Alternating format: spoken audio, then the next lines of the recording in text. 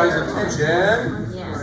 Good morning and welcome to New Albany for our Marketing for Downtown as a Destination training. My name is Thomas Gregory. I'm the executive station. I think I know most everybody in the room, but in case I don't, it's good to have you all with us today. A couple of housekeeping things. I hope you all have discovered that there's food and coffee and restrooms in the lobby of the theater out here. We're going to be taking some breaks throughout the day to refresh and that sort of thing. Billie Jean, I don't know if there's anything specifically that you'd like to say about where we are, where people need to find things, or if you want to offer a welcome on behalf of the city of New Albany. I'm thrilled at the size of this crowd and that y'all have chosen to come to this training in New Albany today. I encourage you to spend your last hour before you go home to go to Bankhead and Main Street and visit some of our shops. We really do have some unique, great shopping downtown. And anyway, just welcome. So thank you, Billie Jean, for hosting us here. Y'all give her a round of applause. When we do our trainings, we love to travel around the state and see different places and get into communities so that y'all can see some of the good things that are happening in different places. You know, in the Main Street world, we have a philosophy that we abide by called R&D, which does not stand for research and development. It stands for rip off and duplicate. So if you see some good things that are happening in New Albany, feel free to rip those off. We always encourage you to make them your own and take them home and sort of make them unique to your community. But I think a big part of the value of the network of Main Street is getting to know your fellow directors and people who are doing similar work in communities across the state. So when you have questions about how things work, or if you see something cool that somebody else is doing, it always gives you ideas to take back home. So I want to introduce our staff who is in the back of the room. You probably know most of them, but starting on my left, Jeannie Zierin. She is our Director of Marketing and Communication. Jeannie is the one who is responsible for putting all of our training exercises together. Her and Beth Rainey, who is in the blue. Beth keeps us all in line and keeps things organized. So the two of them really do all of the heavy lifting for events like this, so thank y'all for that.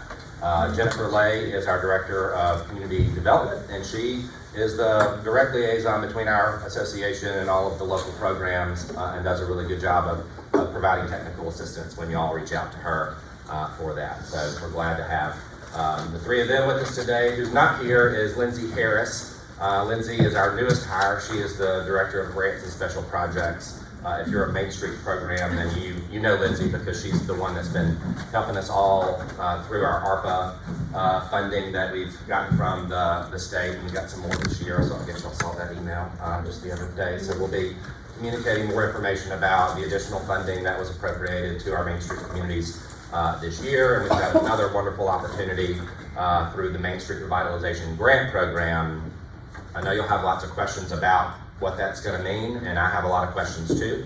There's a lot of details for us yet to work out, but just know that we will be communicating details about the new grant program with all of you as soon as we are able to sort of sort all those things out with MDA, who's going to be administering that for us. So with that, let me see. I want to call special attention to the Mississippi Hills National Heritage Area.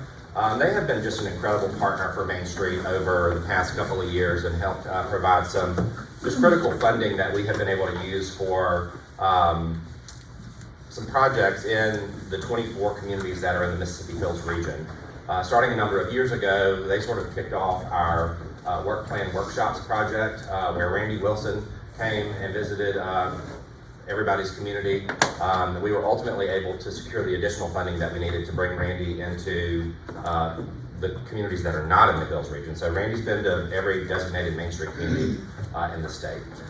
They have since funded a project with Ben Muldrow, who is in the process of visiting all of the communities in the Mississippi Hills region that are Main Street programs to provide marketing and branding technical services.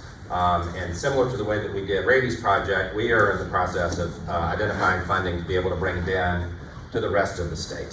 So if you are here and not in the Hills region and not scheduled for Ben to come to your town, know that we are working very hard to get Ben to your community as soon as we can identify the funding to do that.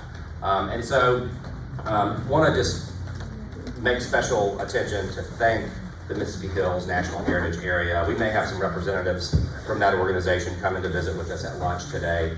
But if you are involved with the Mississippi Hills in any way, if you know Mary Kate Williams or Kent, Bain, or any of the folks affiliated with them, make sure to thank them for the way that they support us and how we are able to support y'all through that partnership.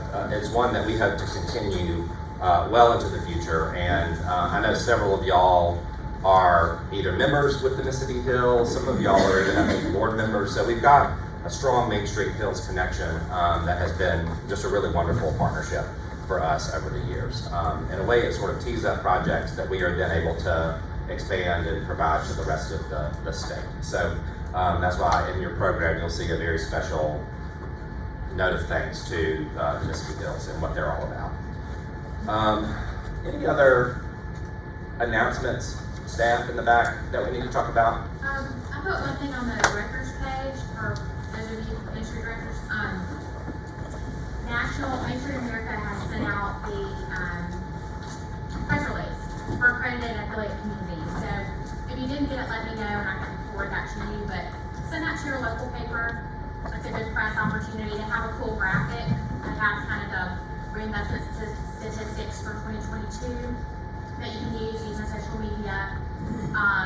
And then they will be sending some license agreements. Has anybody gotten that yet to sign digitally? Well, when you get that, that's not spam. It looks like spam, but sign it. It goes back to them.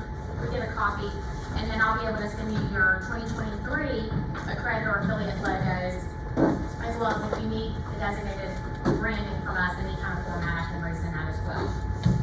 So just be on the lookout for that this week, and then we'll send out a state press release about the announcement next week. The sweater. Oh yes, Annette found a sweater. It's hanging on this thing in the back. Jeannie will hold it up. It was left at Rafters last night at the table that we were sitting at. If it's not any of yours, then we think we may know whose it is, but if it is yours, there is your sweater. And it smells like Rafters, so before you leave. One other announcement, just while I have a captive audience, is that we are working with the Mississippi Department of Archives and History and the Small Town Center at Mississippi State University to develop a set of statewide design guidelines for downtowns. These are some of y'all may have local design guidelines that provides direction on what proper redevelopment should look like and what is good design, what is bad design. There's a mix of communities that have these guidelines in place, and they're all a little bit different. So we're working on a statewide project to provide some just general guidelines for what downtown development should look like. We have developed, I know y'all get surveyed to death, and anytime we say the word survey, you probably want to run out of the back door and spring for the hills. But in order for them to understand what the needs of Main Street programs, and they're also surveying the CLG communities, what y'all need in terms of what would be most beneficial for y'all and the work that you do to help encourage good design in your downtown, there is going to be a quick 10-minute survey that they are going to send out at the beginning of next week. That email should come directly from either Leah Kemp or Fran Ferris at the Small Town Center. And if y'all will please, we want to get 100% participation among our Main Street programs. This is going to be a really wonderful statewide resource for all of you and really every community in Mississippi to use, because it's going to help if you're a Main Street community, but if you're not and you're still doing downtown revitalization work, then this resource is going to be helpful. So please be on the lookout for the survey link that's going to come next week. Please take 10 to 15 minutes to take that quiz, that survey, and then we're going to get to work with them to help develop this resource that we hope to have available to y'all by the fall that y'all can use in your communities. So, and then if you have any questions about that, feel free to reach out to us. We've been sort of planning to launch this for a while now, and we're finally to the point where the survey is going to go out. You'll have about 2 weeks to respond to that, and then they're going to collect the feedback and get to work. So those are all the announcements. Now I'm going to step out of the way and introduce our speaker, who you can see his bio there, Muldrow with Arnett Muldrow and Associates. He is a longtime friend of Mississippi Main Street. He's probably been in 80% of our communities, and hopefully by the end of next year, we're gonna make that 100%. Doing community branding and marketing work. He is the nation's foremost expert in that particular field of community branding and marketing. You can see in his bio that he has worked on branding and marketing elements for revitalization projects in over 350 communities in 35 states, and that's from your website, so that's probably more than that by now. He's done work internationally. If you've been to a National Main Street conference, or if you come to our Destination Downtown conference, you know that Ben is just extremely well respected in this very particular niche of the work that is done. So we are delighted to have Ben both working on the branding and marketing project in the 24 Hills communities, but as part of that, you know, leading our workshop today. So without further ado, y'all give a round of applause to Ben. All right, good morning, everybody. How are you? Hey. Good. Well, guess what? Thomas gave me permission. We can extend the training all the way till 5 today. Right? So we're in good shape. I tell you what. First of all, let's see. Anybody got a birthday today? Andrea. And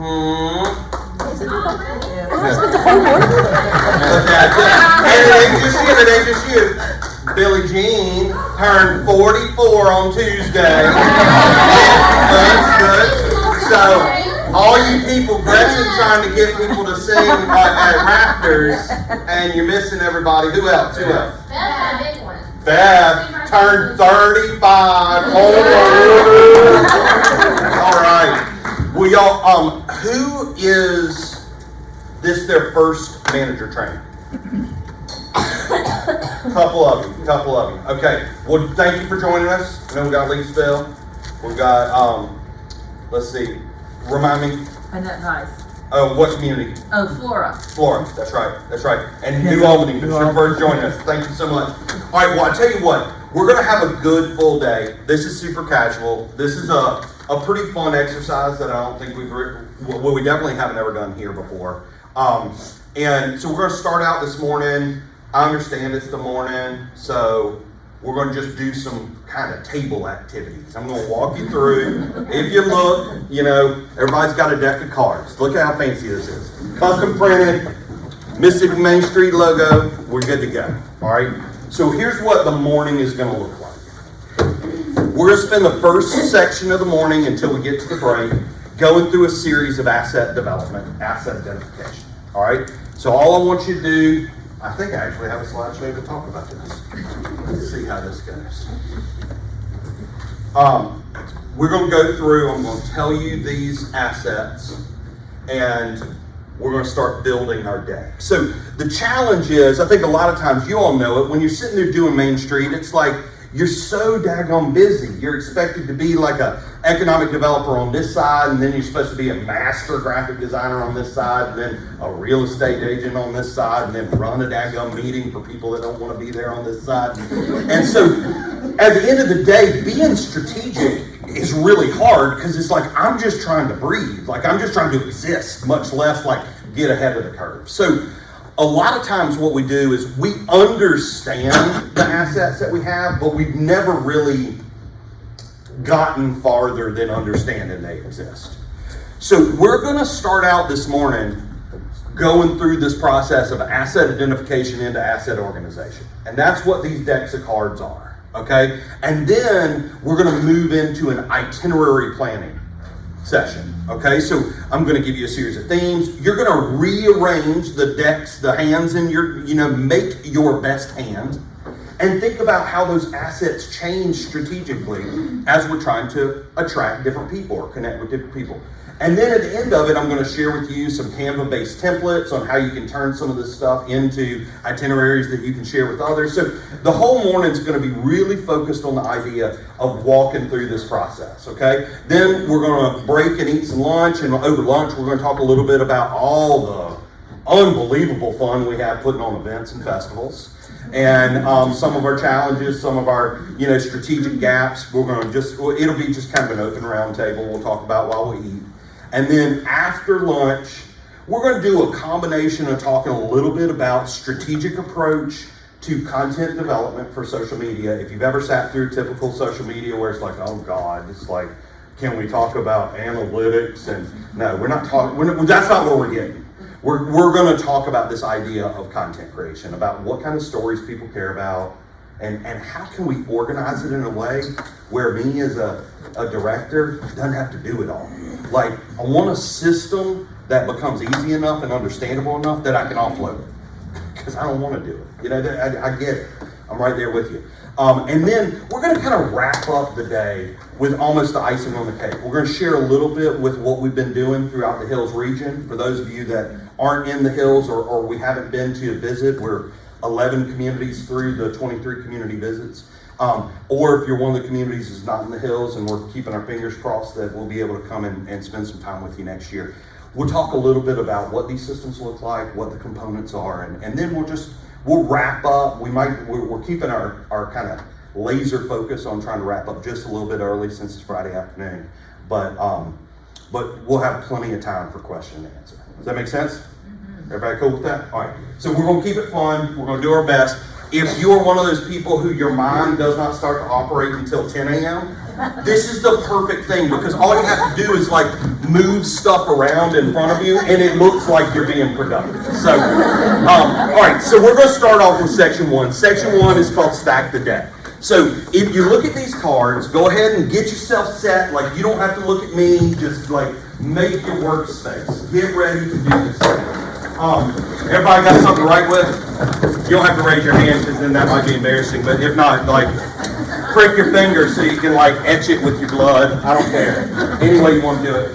So there's a lot of different information on this card. You do not, this is going to be fast paced, so don't feel like you have to fill everything in. All we're really looking at, we want you to kind of jot down whatever the destination or experience is going to be, and then we want you to just check the elements that it kind of applies to down at the bottom. So I'm going to walk you through these categories. So super simple. So let's ease into this one. This is a good one. This is an easy, wet place to start. Restaurants. Okay, let me see if I can address some of the questions that people typically ask me. So first of all, we want to make sure that we get a good collection of the restaurants that actually exist in our district. If you're, let's say, a community like Starkville, I gave everybody 52 cards, because that's how many cards are in a deck of cards. I have hundreds of extra cards at the back. So if you start cooking with gas and you need some more cards, just run back there and grab you some more. Okay, completely fine. Please don't be overwhelmed. If you have 82 restaurants in your district, it's all right. Let's sort of just get a start of going. You know, I don't care. Pick the ones you like to eat at the most. But start to get these things down. Now, in some of our communities, you have destination restaurants that don't exist in your district. Visitors don't care what's your district and what's not your district. We need to understand the magnetic forces that are bringing people to our place. So if you have an asset that is bringing people into your ecosystem, even if it's out in the sticks, go ahead and include it. Does that make sense? We want to paint the best picture. We want the biggest, strongest deck we have. We don't need to worry about district borders for this exercise. Is that cool? All right, so I'm going to give you about 6-7 minutes to start jotting down some of your restaurants. Make one card per restaurant. Make sense? And then when we wrap up and reconvene, I'll get a couple of you that are morning risers that want to share to tell me a little bit about some of your cool restaurant experiences. All right. I know some of you got more, but this is a good start. Who wants to tell me about something cool that you can eat in your district? Strawberry Cafe breakfast. All right. And tell them about where we went to Blue Does. Blue Does? Yeah, Blue Does. Yeah, we have this new like Greek restaurant, and it's themed after the movie Animal House. So all the drinks are like all the drinks have funny names, And it's delicious. it's delicious. Yeah. Who else? All right, what you got? Boram's Drugstore. It's Okay. the oldest drugstore in the state of Yes, Mississippi. What community? Corinth, Corinth. Gotcha. last before Tennessee. Yeah.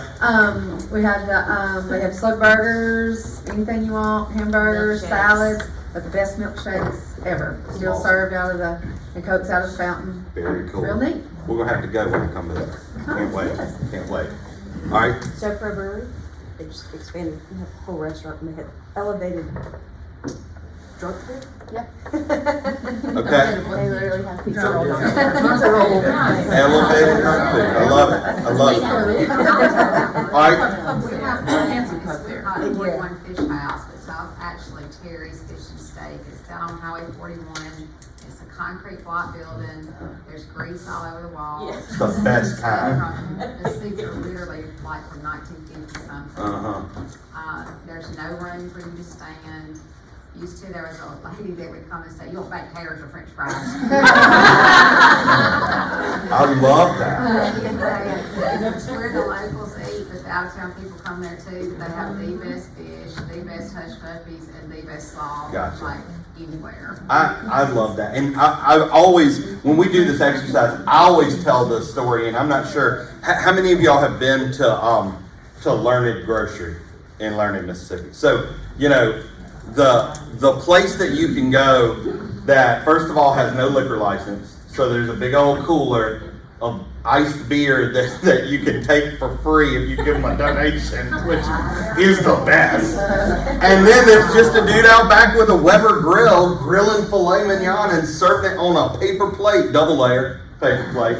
And, you know, it's just one of those things where it's like, I think a lot of times we understand how hard it is to, like, especially in the downtown context, to do restaurant right.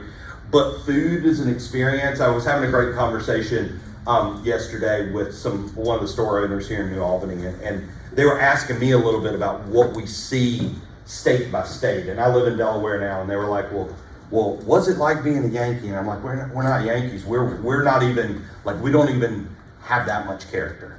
You know, it's like, we don't even have enough for you to dislike us there. And I was like, one of the biggest things that is really different between other parts of the country and the South is, in the South, you show love through the way you feed people. And those interactions that happen, the connections that you have, that is so very, very important. So it's a logical place to start when we start thinking about our assets. And I think the other thing that, and I always hate to give like mall illusions, but I remember back in the day when I was a little kid, I mean, I was awful. We had 3 shopping malls in Greenville, South Carolina. We were big time, you know, and McAllister Square was a sucky mall because it only had 1 floor. But Haywood Mall, it had 2 floors. 2 floors and 2 toy stores. But Chick-fil-A was all that was there. Now, granted, they put that little 1/4 of a nugget on a toothpick that would change your whole day. But in the early 80s, they started to realize, hey, we need to figure out how to extend the period of time that people are staying and shopping. And that's when they started adding food courts. And this idea of using food as a mechanism to prolong an experience that someone has in your place, that's essential to understanding how we think about it and how we invite people in. And, you know, the thing that happens in downtown is we eat more in more regular, you know, sections. So it's like, well, yeah, I mean, I'm all good for an afternoon snack.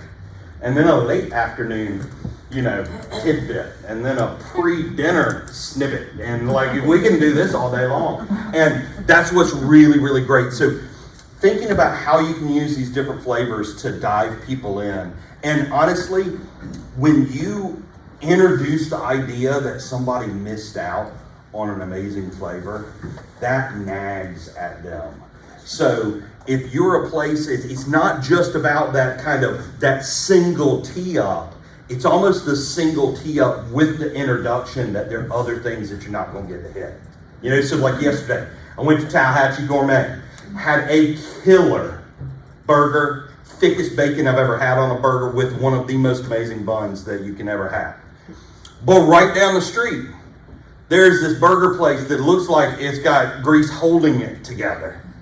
Cash only, and it's like, next time I got money in my pocket, I gotta try it. You know, so being able to really think about those things, that's what kind of creates that maximum economic impact. So we think about our restaurants start to create these key experiences over the course of our day. And so if we know we've got good breakfast stuff, we know a great way to start our day.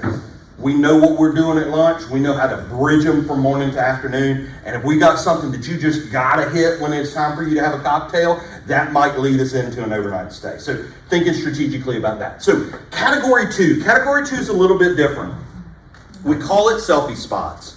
But what it really is where are the places in your community where people are creating content? Perfect example, just in Pontotoc yesterday. They just have a brand new, beautiful, stunning mural right at the trailhead of Tanglefoot. And literally almost as soon, in fact, the story was perfect. The paint was literally still drying on prom night when the kids started to come out and get in their prom pictures in front of this mural. And you know that a spot has hit a certain point of prominence when it starts to show up in prom pics and senior pictures. So I want you to we'll do this for, call it 3 minutes. Think about those places in your district where people are motivated to create content and turn around and share it.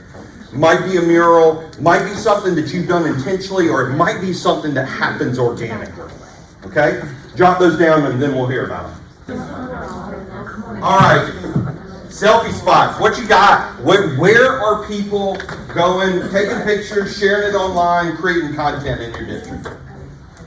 Yep. The Lucky Rabbit recreates TV and movie sets, so people come from all over for it. Very cool.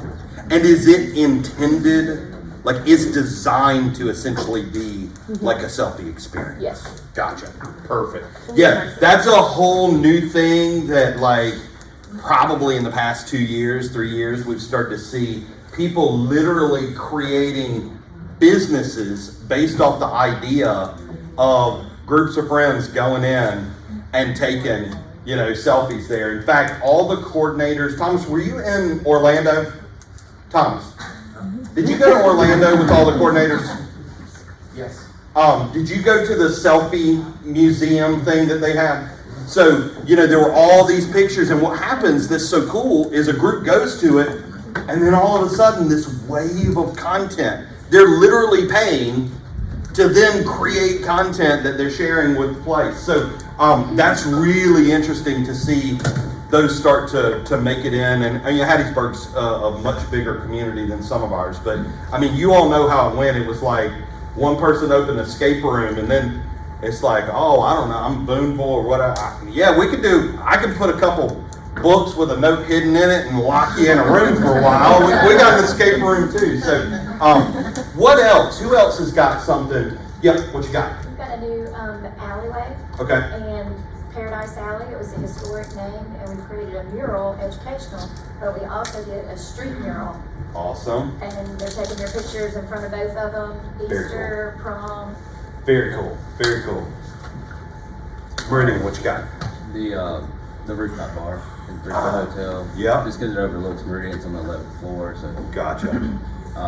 The kids and adults all alike, that's what I like to do. Rooftop bar. Yeah. What you got, Natchez? Well, there's two. There's the bluff, so you can overlook the river and then go down on the river and take a picture there with the bridge in the background. But what I see a lot of people doing is there's a basilica in town, St. Mary's Basilica. Okay. And I see an awful lot of people taking selfies in front of the basilica. Interesting. Interesting.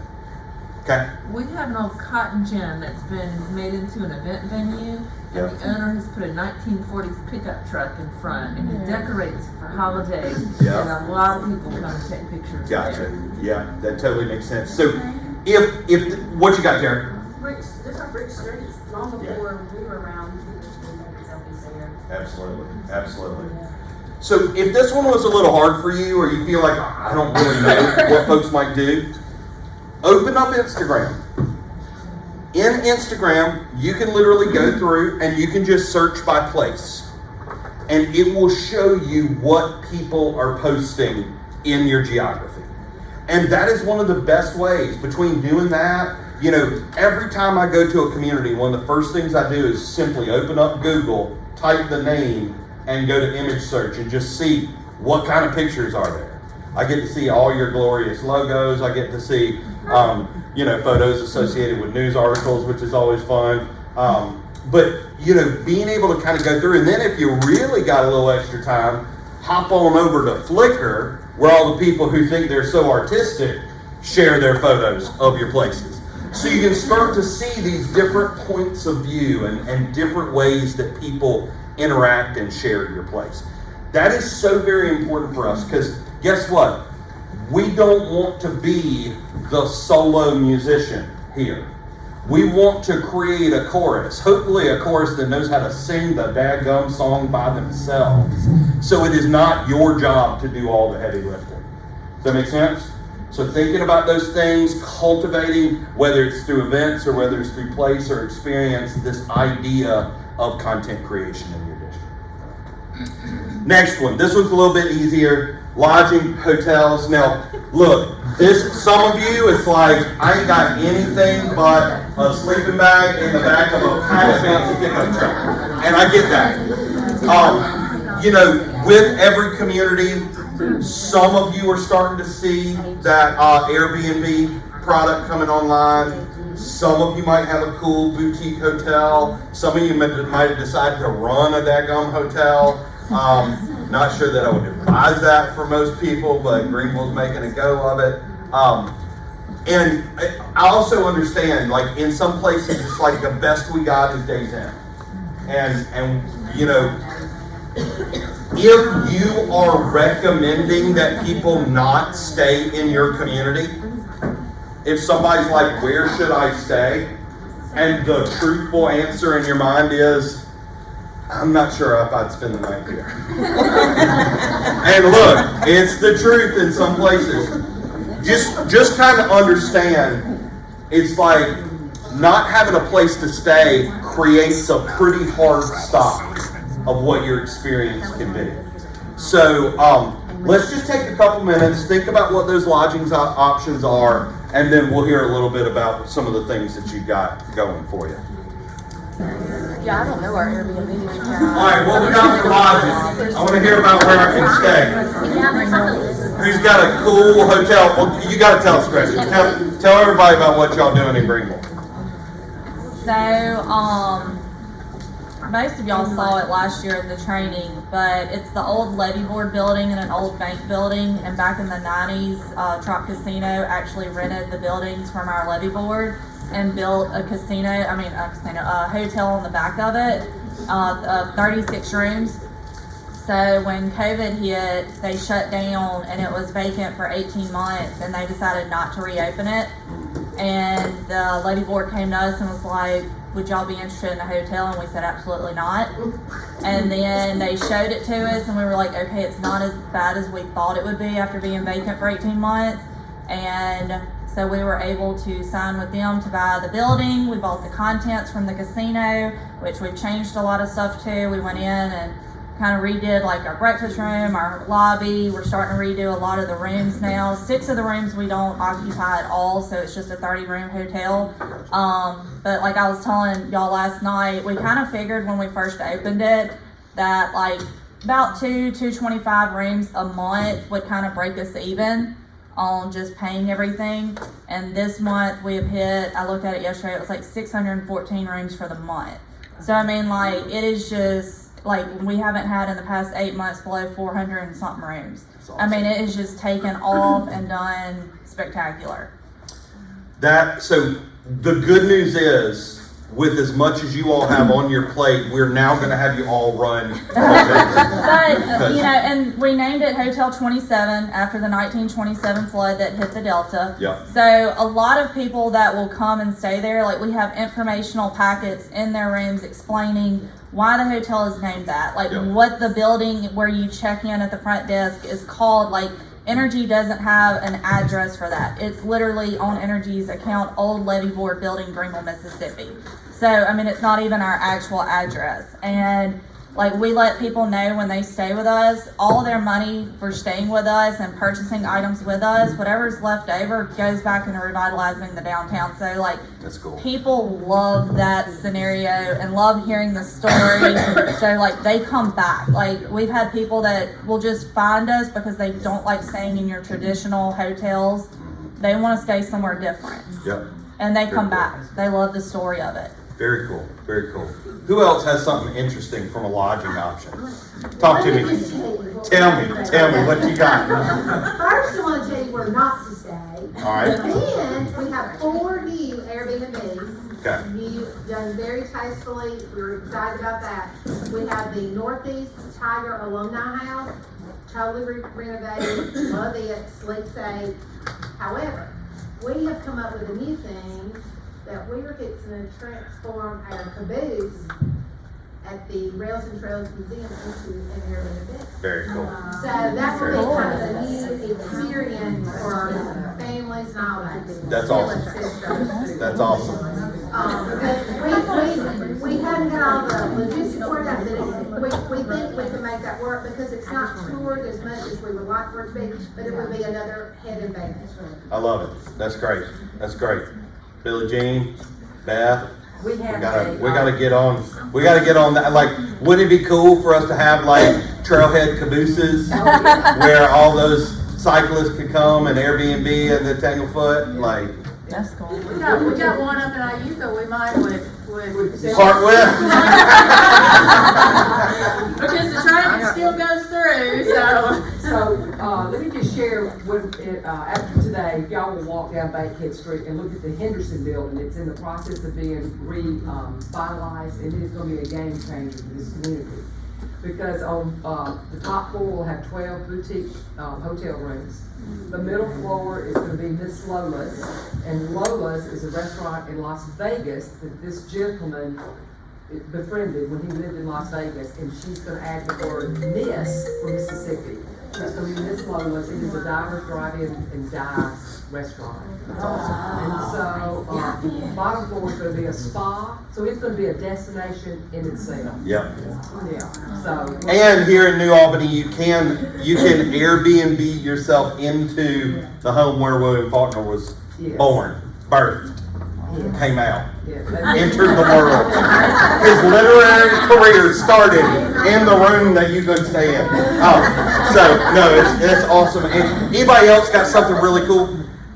We have and help me out, girls, it's an old home that has been refurbished to the nine. It sits right outside Mineral Springs Park in Iuka, and it's just glorious. Yellow, and it's called the Painted Lady.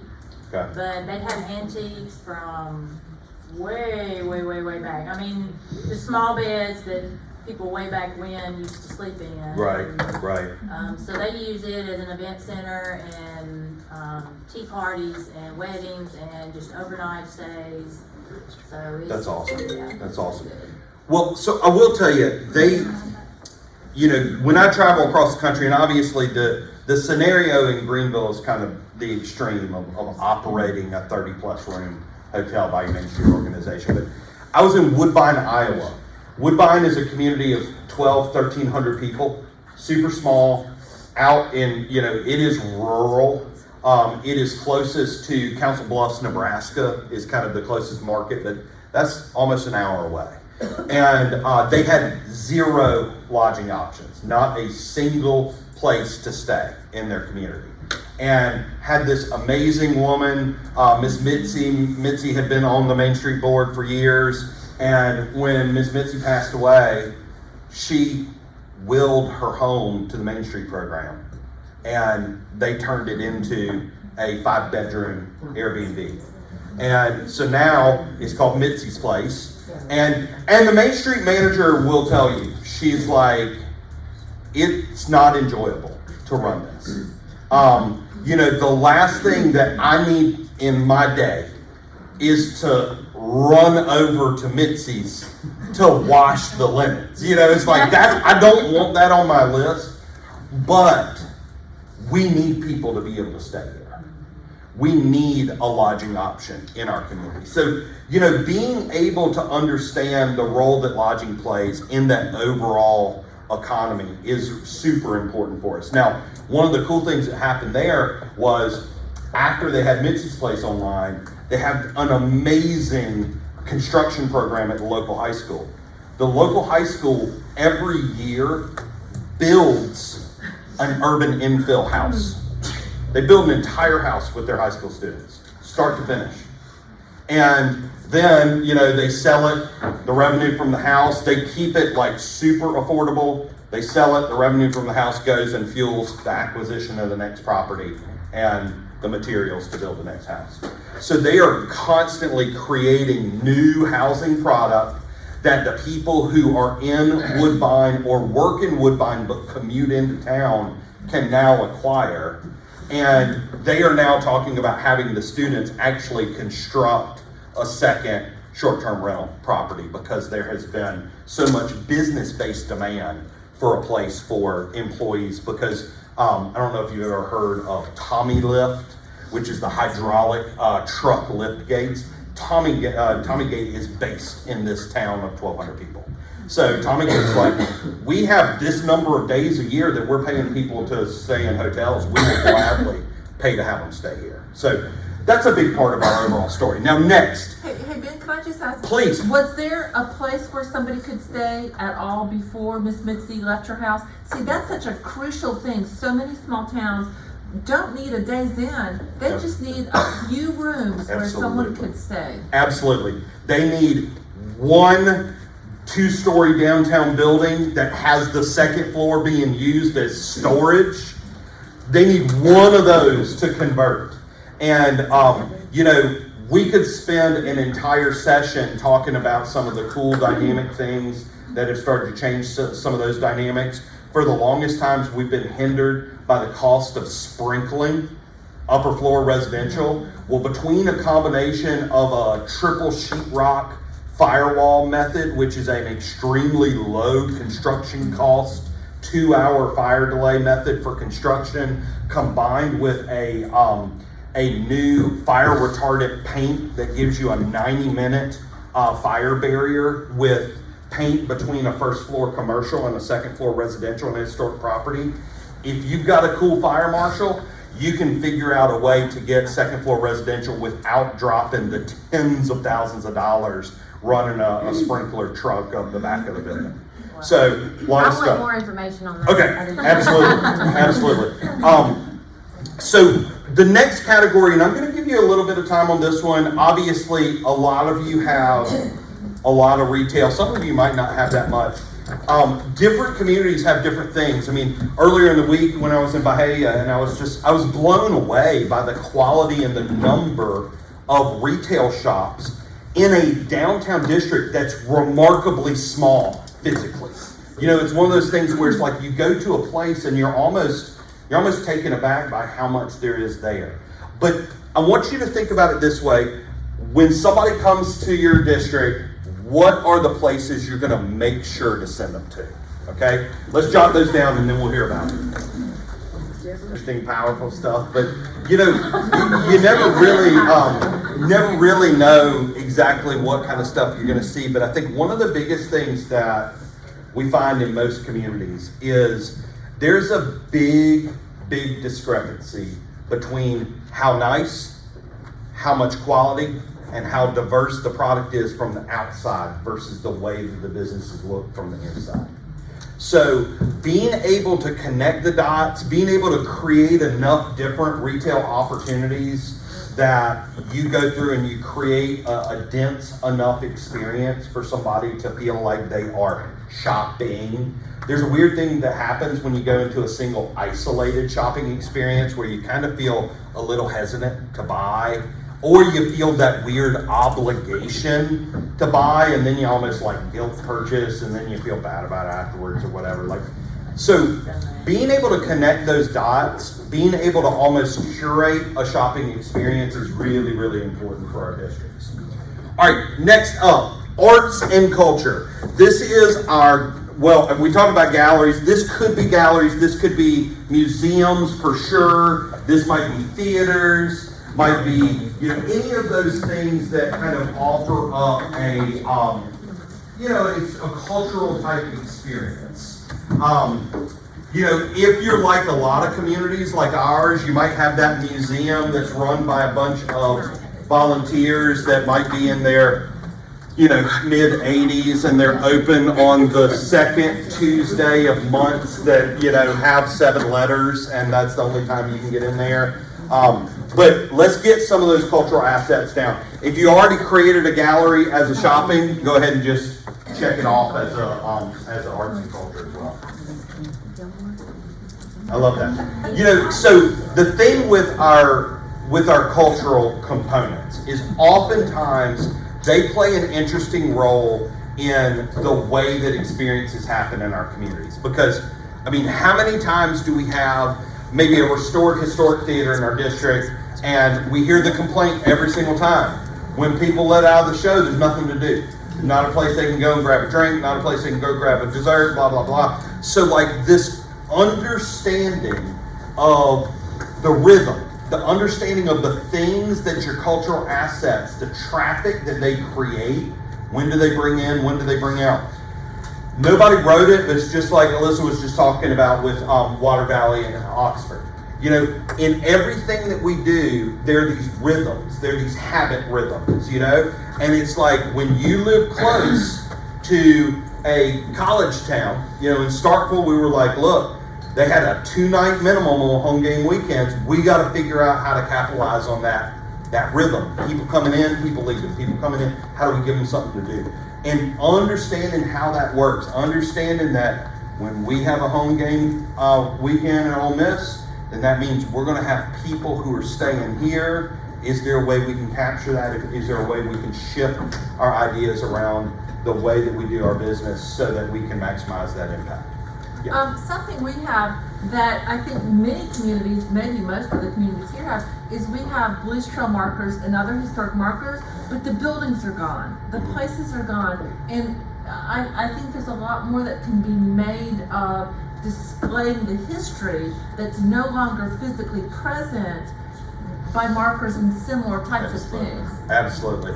I'm sad Elizabeth isn't here from Ripley. She'll be with us in a little bit. She's got an amazing alley that she put together. And one of the coolest things in the alley, and to be honest, you think about things like the Mississippi Country Music Marker Program, the Mississippi Blues Marker Program, and they're great. They're great historic amenities. They're great kind of landmarks to get people in. But at the same time, they're almost like almost oxymoronic, you know, where it's like, why did we not figure out a way to integrate sound into this marker? And, you know, if you go to see a blues marker and you can't literally hear the sound of the person who is being honored, it seems like a missed opportunity. So being able to think about those experiences, I always tell people, it's like all these communities in the South, they love to talk about how we're railroad towns. Oh, we were formed by the railroad. And it's like, well, that's great. But if I can't see a locomotive, I can't ride a locomotive, I can't climb on a locomotive, can't spend the night in a caboose. If there's literally no railroad experience other than driving over a railroad track, doesn't really mean anything to you, you know? So thinking about how those cultural assets convert into experiences. All right, so we're going to fast track these next couple. This one, we call it outdoor adventure. I know that a lot of that doesn't exist. And let's say you're a trail town. Obviously, a trail would go into this. But a lot of times, this might be a component where you have a regional outdoor amenity that brings people in, a state park, Natchez Trace, you know, things like that. And your challenge is to figure out how to become a base camp of that outdoor experience. But I want you to think about what are the outdoor recreation opportunities that might be bringing people into your region. And we'll do that for like 3 minutes and then we'll hear. All right, who wants to tell me? Anybody got something cool? What you got?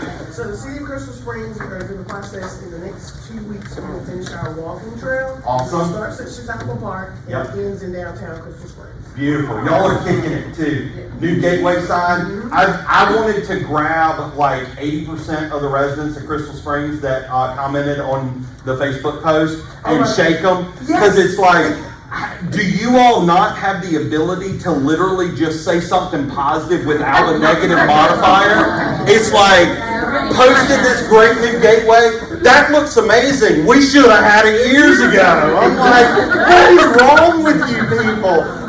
That looks nice, but now you need to go clean up this lot. I'm like, what is wrong with you? No, that's awesome. That's awesome. So trails, anytime you have trails, okay? Trails are a really, really interesting dynamic. Obviously, working in the hills, we're doing a lot alongside Tanglefoot. Inherently, when a person decides that they're going to interact with a trail, they're not really making a decision consciously to interact with a community. So you have a couple of different interesting dynamics that you have to try to create, but if you don't understand how trails are being used, where are they entering, what direction are they going? We worked along a trail in Northern Virginia in the DC Metro, and people would get on in Washington, DC. They would ride 18 miles out this trail into Loudoun County, and then the trail literally ended at an old mill that made the best cheeseburgers. So they'd ride 18 miles, they would get a giant cheeseburger, they'd like sit there and say, can I ride back or not? And then they get back on. So understanding a trail is sometimes a linear path and it's sometimes a loop path. Understanding those habits that people go and figuring out how to kind of play off of. What other outdoor resources? Yep, what you got? We have the Mississippi River Marathon. So Okay. it's in Lake Village on the other side of the river. Yep. And then they cross over the bridge and they end in downtown. Very cool. And then we have like literally like 10 or 15 fishing tournaments a year. Gotcha. That where the main boat ramp is Uh-huh. right at the levee downtown. Oh, so like okay. they'll stay there, and most of the time it's the husbands go fishing and the wives stay Gotcha. shop and stuff like that. So Gotcha. Okay. Anybody else? Outdoor? Yep, what you got? Well, I'm excited about this because this is our bread and butter. We have 2 state parks in our county. Okay. Chisholm State Park is the #1 rated state park. But we also have Woodall Mountain High School in Mississippi. Very cool. Very cool. Okay. We're going to hit on some stuff that will, I think, get y'all's wheels turning here in a little bit. What you got? I was gonna say, we got Bonita Lakes Park, only like 2 miles from downtown, and Okay. so tons of mountain biking trails because it's really hilly. Yep. And we got there's 2 lakes there too, so fishing and paddleboarding is really big. But Very I see cool. a lot of people come to town, not from Meridian, Yep. to hit those trails. You know, and Gotcha. so they're staying at the 3-foot hotel, you know, to the brewery, the whole thing. Okay. Perfect. All right, next, events. Okay, now I want to give you kind of quick heads up because I know a lot of you do a ton of events. There are really 2 things that I want on this list. First of all, the obvious retail promotions you do, the things that are already bringing people into the community with the intent of getting them into the businesses. And then the second category that I want is I want the festivals that all your business owners gripe about, you bringing thousands of people to your community right in front of their business and how much of an inconvenience that is to them. Okay? So take a couple seconds, write those down, and then we might hear about 1 or 2 of them. Yeah. We'll probably sit down. Yeah. All right, who's got a really cool retail promotion? Now, granted, we'll have some time to talk about these at lunch, so I don't want to spend too much time. Lisa, tell me about what y'all doing. We do a shop pavilion every third Saturdays. Perfect. Bring in all kind of vendors, food trucks, shopping downtown. Yep. Entertainment. Awesome. All right, and then who's got a festival that all your business owners hate you having so many people? Hattiesburg, what you got? Hubfest. Yep. It draws 40,000 people to downtown on Saturday. Uh-huh. And about a third of my businesses will not open their doors. Yep. Yep. We've got the Hot Tamale Festival that's just like that, and we will go to our businesses downtown first and say, Hot Tamales this weekend, would you like, at a special rate, to purchase the spot in front of your business so you can come out? Well, no, but don't block my view. Don't block my view. And I'm like, well, you're going to have a vendor in front of you. And they're like, you can't do that. Well, you don't have the permit to the street. I do. Right. And you're not open. Well, I mean, yeah. And then like last year with our new courthouse, we had to change our entire like layout of our festival. And one business that's on like a side street that's always been right there and she's always come out, she got mad because it didn't go to her store last year. Yeah. Like the day before when the bathrooms and all were coming in, she realized that they were going to be like 20 feet past her, and that Yeah. kind of cut it all. And she's like, "Why is it not coming in front of my store?" Right. I'm like, Right. Yeah. So, can't help it. I'm like, No. "You can buy a spot. I'll be glad to. You know, I Right, can make right. it work for you." But and she's Yeah. like, "Well, I'm not buying a spot." You give them. We give them. Oh no. Yeah. But you're Oh, downtown, that, you want your look, spot. and I will say, We do my special wife and I rates. own the But you have downtown to- business, so We do special I rates. understand why those people are angry all the time. But at the same time, like, there's certain things, and I will say, that's one of the things that has been really good for me, being in the role that I am, is I've been able, I've been a Main Street board member, I've been a downtown business owner, so like I've lived a lot of those different facets, and I understand the frustrations that exist there. One of the things we did in our community was we were like, because we did the same things, we had vendor spots directly in front of our stores. And I was like, we spent $1.8 million redoing our sidewalks in our district. Why are we, when we have a festival, why are we ignoring our sidewalks? We're literally making our sidewalks the back alleys of the festival. So what we did was we ran all of our electric down the center of the street, and we put our vendors back to back in the center. Now our fire marshal was like, you can't do that. We need to be able to get a fire truck up in that thing if something goes wrong. And I just said, I was like, look, I said, I'm gonna be real blunt with you. If we need to get a ladder truck into the middle of the district, in the middle of a festival, we're all screwed. Yeah. It's gonna be okay for you to drive over those tents. We're gonna just have to be okay with it being okay. But, understanding the dynamics, whether it is like giving free gateway portals, it's like, if you will be open, you get the space in front of you for free. It's like, it's that trade-off.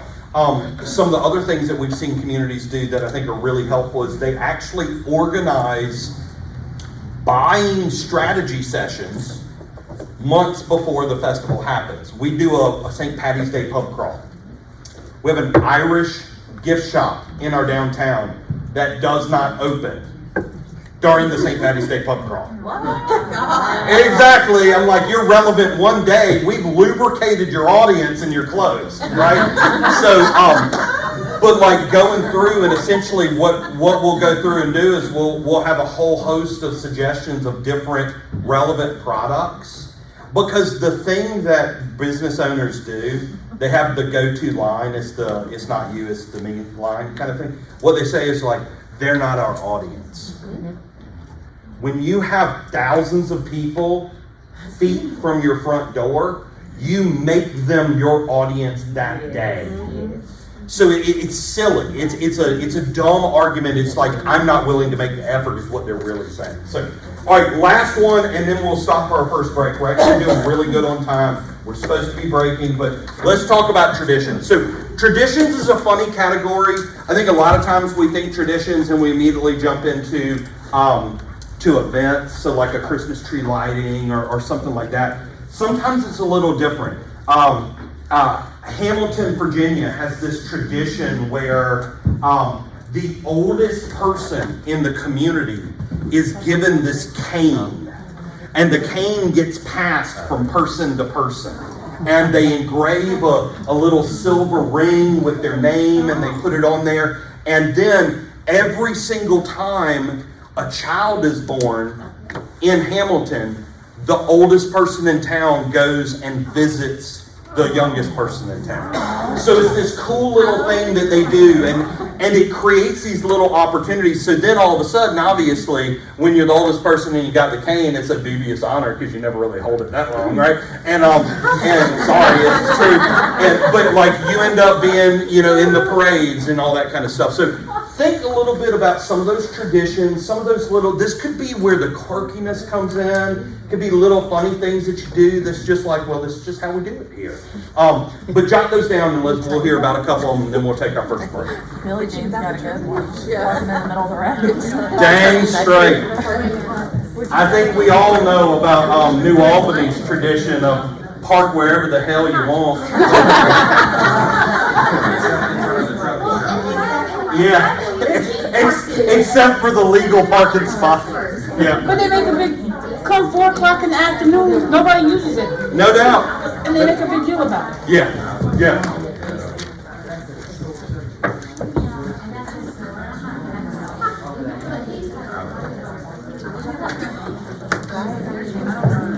We don't have any.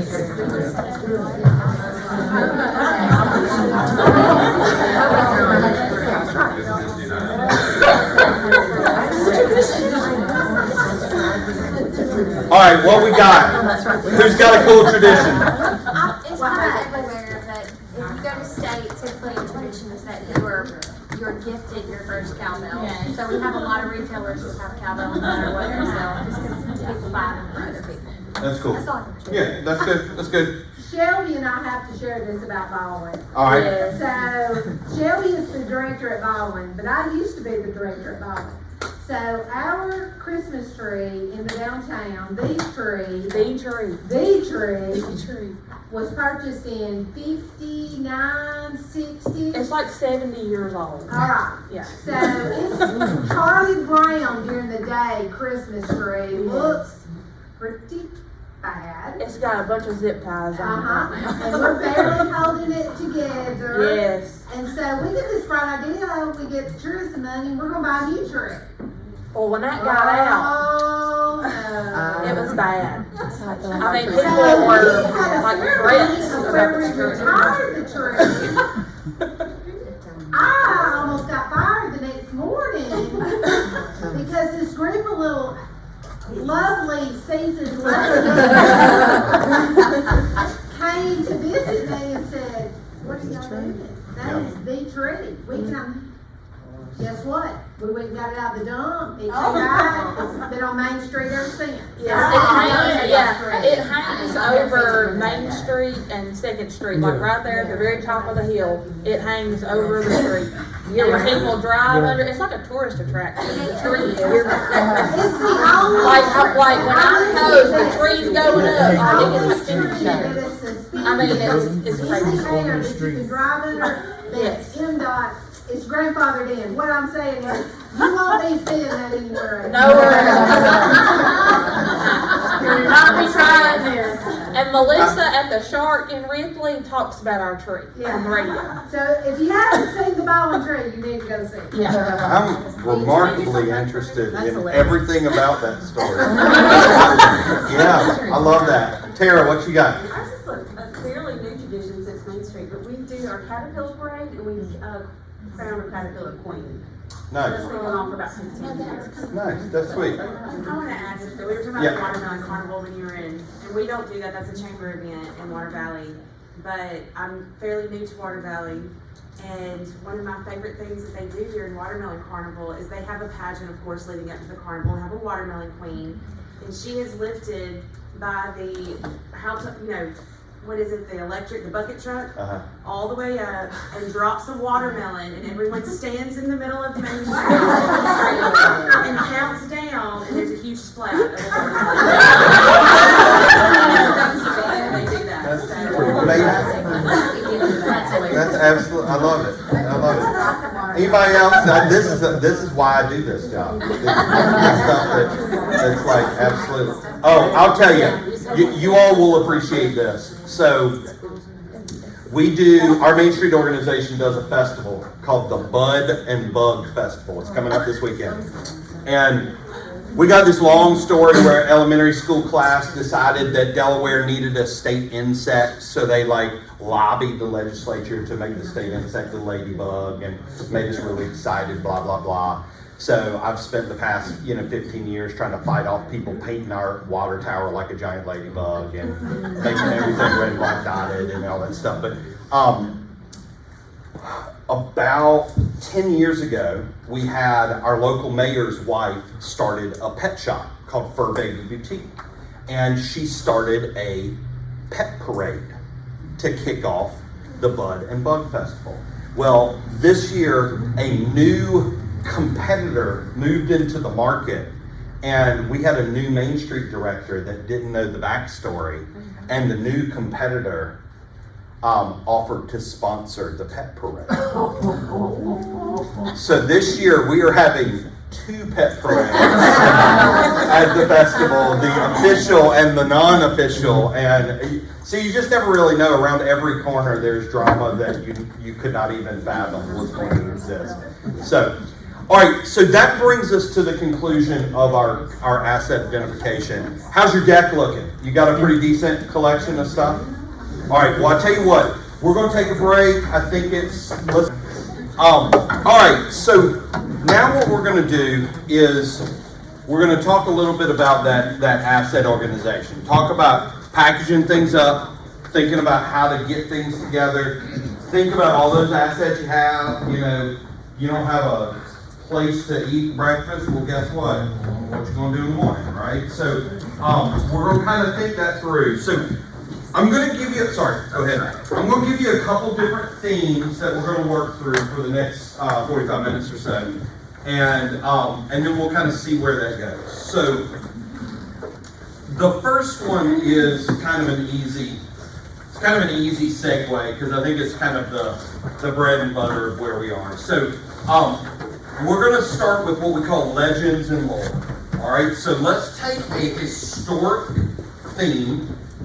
Think a little bit about history, historical experiences. Now, I'm going to let you play this out. You know, this could be kind of an ever-standing itinerary that's just like any day somebody walks in. Maybe you have a festival. Maybe you have a particular activity that is very much focused. Maybe there's some sort of reenactment that happens in your community, and you're going to build an itinerary around that thing. So, you know, think about those historical assets that you have.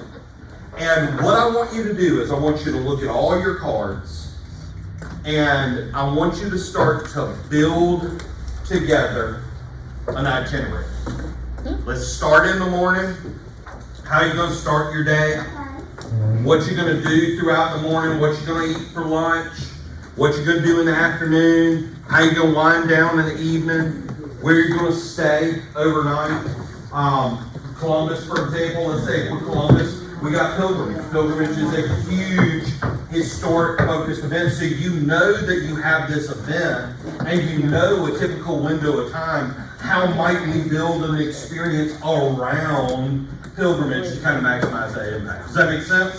So everybody's to be a little different. You're thinking about the assets you have and you're going to organize them into a strategic way that you can curate an experience for people in your community. All right, so I'm going to give you a little bit of time on this first one because you're going to get used to it. I'll be walking around to your tables. If you've got questions, ask. But let's do kind of a morning kickoff and let's see how far we can walk through. Some of you might just come to the realization that we are a half-day experience, and that's fine. That's fine. Some of these categories you're not going to be able to put together enough to be, you know, a multiple-day experience. Some of them you might be like, well, can we keep them a week? And that's fine too, okay? So let's start with legends and lore, and I'll walk around, and if you have any questions, just holler at me. All right, let's hear a little bit about your itineraries. Who wants to give us a rundown of what your experience would look like? I will give you a free small square of sausage-filled pastry. All right, what y'all doing in Hattiesburg? Tell me what you're thinking. So I specifically planned ours around our Victorian candle lighting that happens every December. It's Awesome. always the same weekend, so it's easy to plan around it. Yep. So I started off with breakfast at Southbound Bagel, which is, you know, a 1970s style diner. And then I wanted you to do an activity where you go and see our art trail, our pocket museum, and maybe do some shopping. Then I'm going to take you to lunch at Coney Island Cafe, which is celebrating 100 years of business in 2023. Then, of course, you have to go to the Lucky Rabbit and experience that. And while you're on Mobile Street, you should pop on down to Smith Drug Company, which has now been open for a year and was a historically Black-owned pharmacy that's now an event venue and malt shop and part of our museum district. So while you're drinking your shake, you should walk down the district, see our brand new Generation Strong mural sculpture thing, and check out the museums. And then that should give you time, should be kind of sunset by then, and candle lighting will be kicking off. So horse-drawn carriages with some nice hot chocolate. Have dinner at the Porter and finish your night off at SoPro with a late night beverage. And then you will be staying at Pennington House Airbnb, which is part of our historic neighborhood district. Very cool, very cool. So really, really good itinerary. And let's be honest, you know, she chose to build the whole thing around an event. And typically we're so focused on the event and doing the event that we're not taking the time to figure out how to turn the event into a true economic catalyst. And, you know, with events like this, especially nighttime events because that's winter, right? You know, a lot of times, what's the complaint we have? Everybody comes downtown for the tree lighting, and then they light the tree and everybody goes home. And maybe we give them some free hot chocolate. But so it really, really interesting. Now, you come at this from a tourism perspective. Yeah. So you're kind of used to this idea of stringing together the assets. But are you all often kind of thinking about the context of itineraries as they relate to events? Or are you letting the events do the heavy lifting and hoping that people will make more of an experience out of it? Yeah, we don't typically do it related to events. My experience with it is if I do it for a travel writer or somebody I'm specifically bringing in for an event. But as tourism, we generally just write an itinerary. It's pretty generic, and then let people piece it together as they please. Perfect. Now, so first of all, thank you. Thanks for sharing. Great job. I want to share with you a little where the inspiration of this overall exercise came from, because Thomas and I were talking about it while y'all were working. Back in the day when I first started traveling all the time, I'd always pick up the Delta magazine and Delta Airlines when they used to print magazines. They don't do that anymore. That's fine. They had this thing. It was one of the coolest features, and it was called One City, 5 Ways. So one of the cities that they served, you know, that they flew to would be the feature city of that month's magazine. They would have 5 different areas of interest, and they would show how you would spend the day if you were an art lover, how you would spend the day if you were hunting for antiques or whatever. And they understood that no one is going to strictly experience a place in a single track mind. Okay? We understand that as well. But the thing that, and we were kind of talking about it too, it's like people love to divert from a path. They love to go off on the side and explore on their own, but you got to get them on the path. So it actually starts with the path so they can feel like they're going off path. And that's really what these are for. Anybody else have one that they want to share? I'll do one for you. Yeah, talk to me. You said the Holiday Inn Express, because they serve a cool little breakfast in the morning. Okay. You go to your to leave right away. Then you go rent bikes, or you could hike on the Tanglefoot Trail down to the Inglemore Mounds. Yep. And come back. You can have lunch at game time and eat it in the plaza. Okay. Right there. Then go over down to the museum, and they got Faulkner Garden. You have your selfie options in there too. Right. Then we'll have your margaritas in the evening at Agave, sit on the patio. And then come back in the evening, come shop downtown, and then end up back in the courthouse for Sam Mosley for the Freedom Festival. Very nice. Very nice. Good job. Good job. Karen. Okay. So mine starts with brunch at 3 o'clock. Mine's gonna be a little more history focused. It used to be an old livery stable, so you can learn about the history that's on their menu. You can learn about that. Then you will be on the brick streets, and so there's several markers downtown that tell you about the brick streets, when they were laid, and how many feet of brick streets we have downtown. Then you'll go visit the marker at Charles Caldwell, where he was assassinated. Charles Caldwell was the first African American senator from the state. He was very instrumental in Reconstruction, and he was assassinated downtown. And so there's a marker about that, and they're redoing the building, so hopefully one day you can dine there. There's going to be a restaurant and a speakeasy below. From there, you will go to Town Spring Park, which is just about a block and a half away, and that's where our original spring was, where the city was founded, where visitors off the trace would come and refresh themselves and their horses. After that, you would have dinner at the bank, which is actually where our old office used to be. It was an old bank vault building, and it was purchased in Now it's a pizza place, an award-winning pizza place, but Very they cool. have homage to the bank in there, so that's a fun thing, a little bit of history there. From there, you would go to our nature center. Our nature center is just about a half a mile from our downtown, but there are sections of the original trace in there, so you can walk the trails and learn about the history.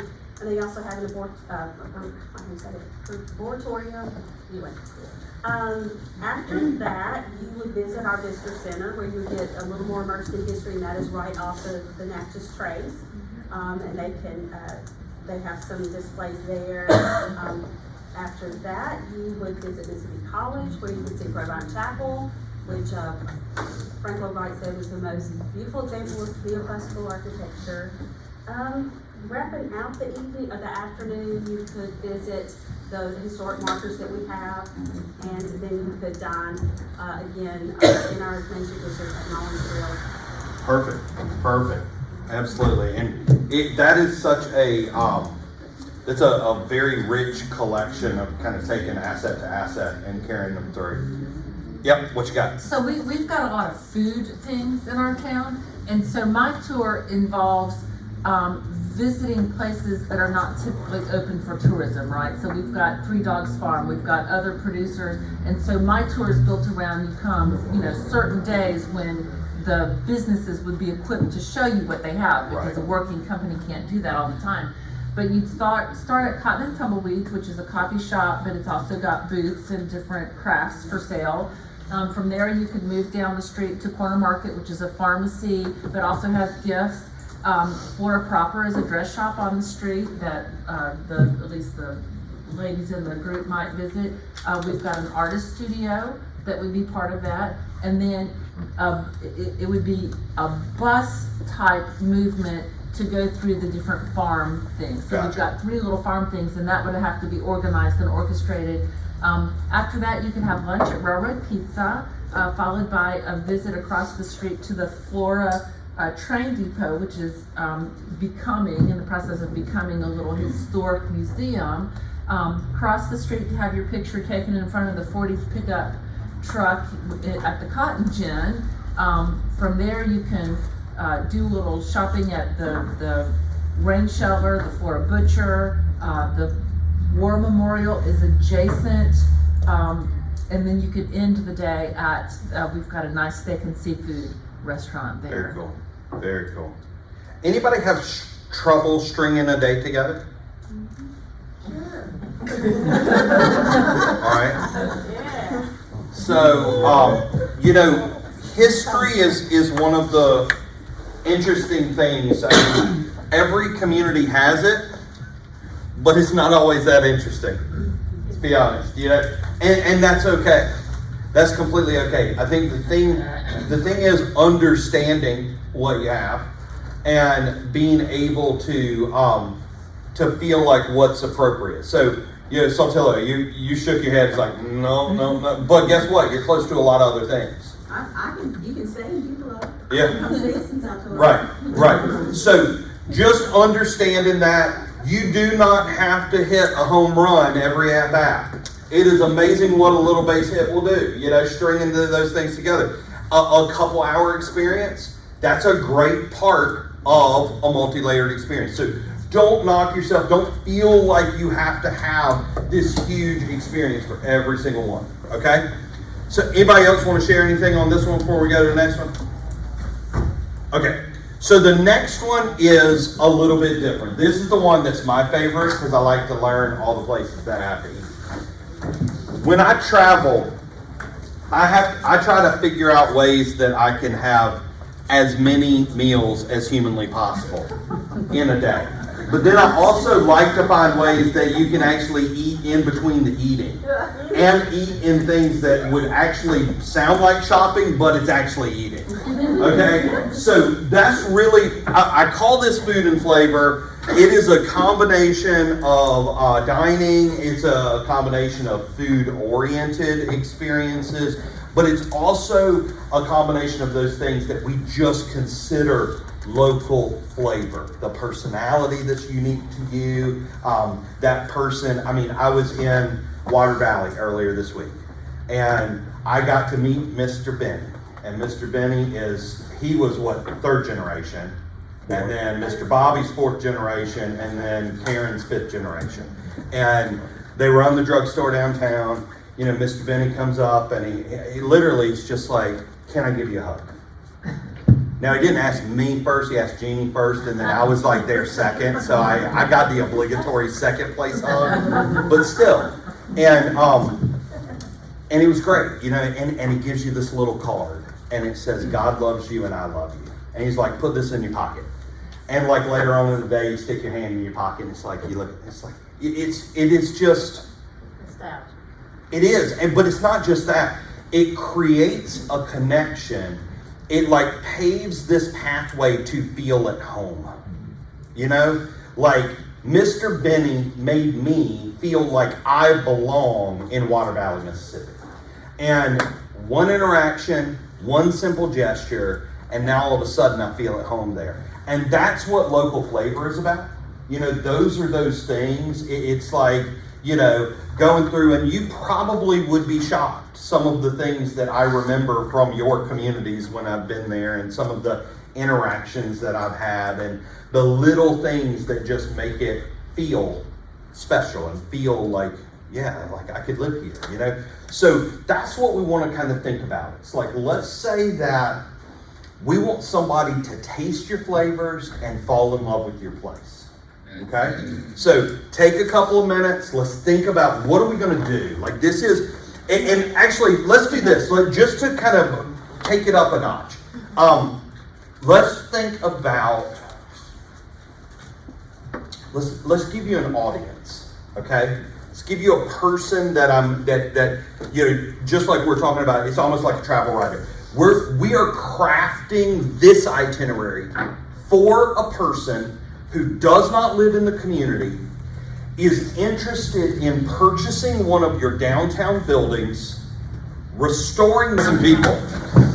Tell me your pitch. Tell me your story.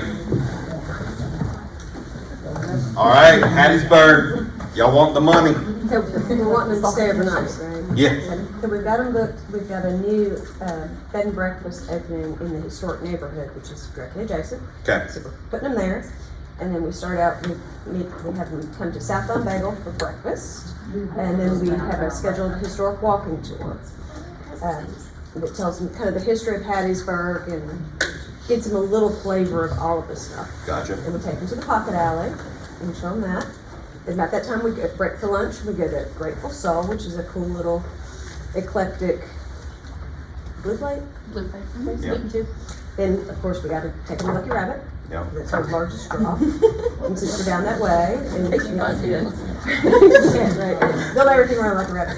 Then we take them down into the 6th Street Museum District and just kind of walk them around and explain, ties back into the history of Mobile Street. And then we shuttle them around and show them the public art trail, all the murals and stuff.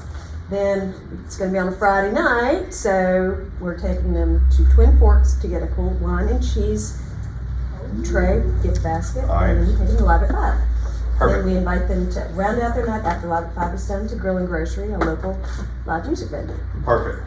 Perfect. We're gonna have I love completely it. different. I love yours. I think they're gonna buy. Who else has one? Okay. We're including alcoholic drinks in this. Absolutely. Morning, noon, night, middle of the night. This is burger in that. I actually don't know. This is the Red Solo Cup Tour and Starbucks. Give it to me. Give it to me, Paige. I'm ready. So you're staying downtown at, we're going to say the historic Hotel Chester. Okay. You're going to wake up and you're going to walk down the street or like a few doors down and go to Stop Cafe for breakfast. And then you're going to go on campus and hit the Mace cheese store and have some cheese. They don't really let you eat it there, but you can buy some and take it out and have a little picnic. Yep. So you're gonna eat some cheese and crackers, and then you're gonna walk to the Cotton District, and that is where you can have your Bulldog Burger for lunch. And then you're gonna keep on walking down through Midtown and get downtown, and then you can do an after lunch ice cream at the Book Martin Cafe. You can do popcorn at the Poporium. get a cold drink, go to happy hour at the guest room, so have a Moscow Mule. All right. Then hit your hotel room back up, get ready for a nice dinner at 44 Prime, a really nice steakhouse, and then we're going. You're gonna walk back to the Cotton District. You can go to Ben 612, have some more drinks on the patio, and then in the night, yeah, you're gonna be walking, so it's really fun. And then You gotta work off, you gotta burn the alcohol. and then you can have some cheese fries to end the night at 2 a.m. All right. And so the next day, go to the doctor's office and check your arteries. There you go. I love it. And I'm sure there's like a million things I missed, but that is. No, that makes total sense. And, you know, I think that Starkville's a good example. Most of you are probably familiar with the community. And you know, Starkville is a collection of districts. So you've got density, and then you've got space, and then you've got density, and then you've got space. And so there is a certain component of moving and getting people to move, whether driving or walking, because of the complexity and just the busyness of parking, and walking does a lot. But then, you know, even in little things like the Popcorium, is that what it's called? Popcorium. Popcorium. You know, this is like a flavored popcorn shop downtown, you know, screen door. So like that, you got that whole sound and texture, that screen door popping behind you. They got, you know, Chicago blend, which is your cheddar and your caramel mix. Like, and it's just like all of a sudden you start to kind of think about things, and I can't remember. I don't know that they have like, they put them in bags. I think they don't have. Yeah, just look in your bags.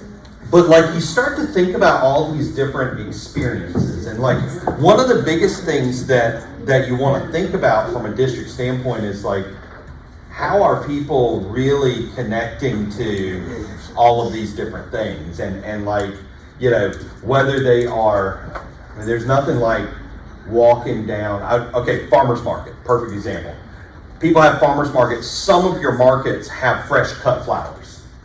And all it takes is one person walking around with a bundle of fresh cut flowers, and then they sell 25 bundles of fresh cut flowers.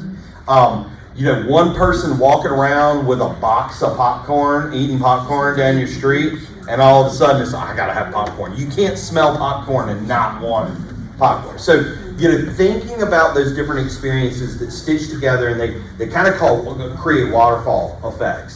But that was good. I mean, that's a lot of mobility on that, but with the alcohol intake, it's warranted. So, yeah. Okay, so you've seen my little town. We Yep. don't have any bars to go to, and I kind of went from an economic development and marketing perspective here. So tell me if I'm on the right. Go for it. Absolutely. I added more other stuff than just the events, but so you're coming in and you're interested in buying a building across the street and doing something with it. So Yep. I've arranged that we're going to have coffee with the mayor over at Carriage House. And while we are waiting on the coffee to be, y'all, this coffee is incredible. It takes a little minute to prepare it. There's an antique shop, so you can go in and see a little bit of that. But we're also going to invite a couple of the downtown merchants to join us for coffee, so we can talk about what's going on and get their view on things. Then we're going to go over to the neighborhood grill and have breakfast with the Chamber of Main Street president, a couple members from our board to talk about your plan and how we might get help, or what the economic impact that might be on the downtown development. Then we're going to do a walking tour of the historic district and highlight some of the upcoming projects and the things that you look at right now and say, that doesn't look really good, but here's what we're planning to do over the course of the next year to dress this up. Then we're gonna walk over to Little Moose and have lunch and have those incredible hot dogs and milkshakes out on the picnic tables and just experience that outdoor eating. And then we're going to Thistledome for tea and a tour of Thistledome, and they're gonna give us some of the history of Ahelia and some of the property, and you can learn a little bit there. Afterwards, we'll go over to Pepperoni Palooza. We're gonna get pizza, takeout, and we're gonna go back to the building that you're buying, and we are gonna eat takeout inside your building so you can share your entire vision, and we're gonna pop a bottle of champagne to celebrate new beginnings. Perfect. Perfect. That's just trying to make something. Absolutely, I love that. Couple things I would add for you guys. you know, when you are walking across from the coffee shop before you get breakfast, see if your alderman who just recently redid the building and has those units on there. I can't read. It says tour the new Airbnb. There you go. There you go. And then the other thing that I think, so Bahia, if you don't know, this is a community of what, 1,600? Is that right? 1,600 people, and they have over 2,000 housing units approved for construction. So wait, no, sorry, 1,200. 1,200, and it stands to be, you know, 24 to 3,000 new residents in the next couple of years. So when you talk about, it's a really interesting dynamic because it feels remarkably small, really intimate, but then there's massive investment and massive and fast residential growth. So I love the way that you put that together. It makes total sense. Obviously, when you meet for coffee with the mayor is going to drop some of the investment numbers, is going to tell you what's on the forefront. Chances are any developer who hears that would want to hop in the car later in the day and say, hey, can you show me where they're building those houses? They want to see where that's going to lay out. But no, very strategic, very good layout. What you got? I just have one quick thing to punch in for anybody really. Our town is known for our school system. So if you have a developer or investor that may potentially move there or have children or grandchildren that may grow up there, don't forget to plug in the schools because, you know, like we have 4 different schools in our area for our K through 12. And so them seeing that it's an art integrated school at the elementary, then seeing what's being given back to the children and the potential future is always a big draw. Perfect. Anybody else got one they want to share? Okay. Listen, go for it. So they're going to come in. I'm thinking about this like as a Thursday or Friday night. So they're going to come in and go stay downtown in the Blue Duck buildings. They're Airbnbs, second floor Airbnbs. Give them a tour on Saturday evenings and go downstairs to the new coffee shop and have a coffee early that morning in the courtyard that oversees Main Street. Do a walking tour of downtown. See, there's an art gallery right next door to where they'll be staying. There's another one on the way down.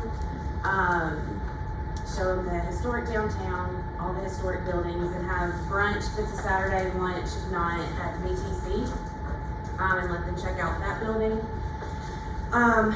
Keep walking down Main Street, continue the tour. We have the Casey Jones Railroad Museum there with the Casey Jones Blues Trail marker, and share that stuff with them. And then we would have ice cream or a milkshake that afternoon at the Turner's Drugstore soda fountain.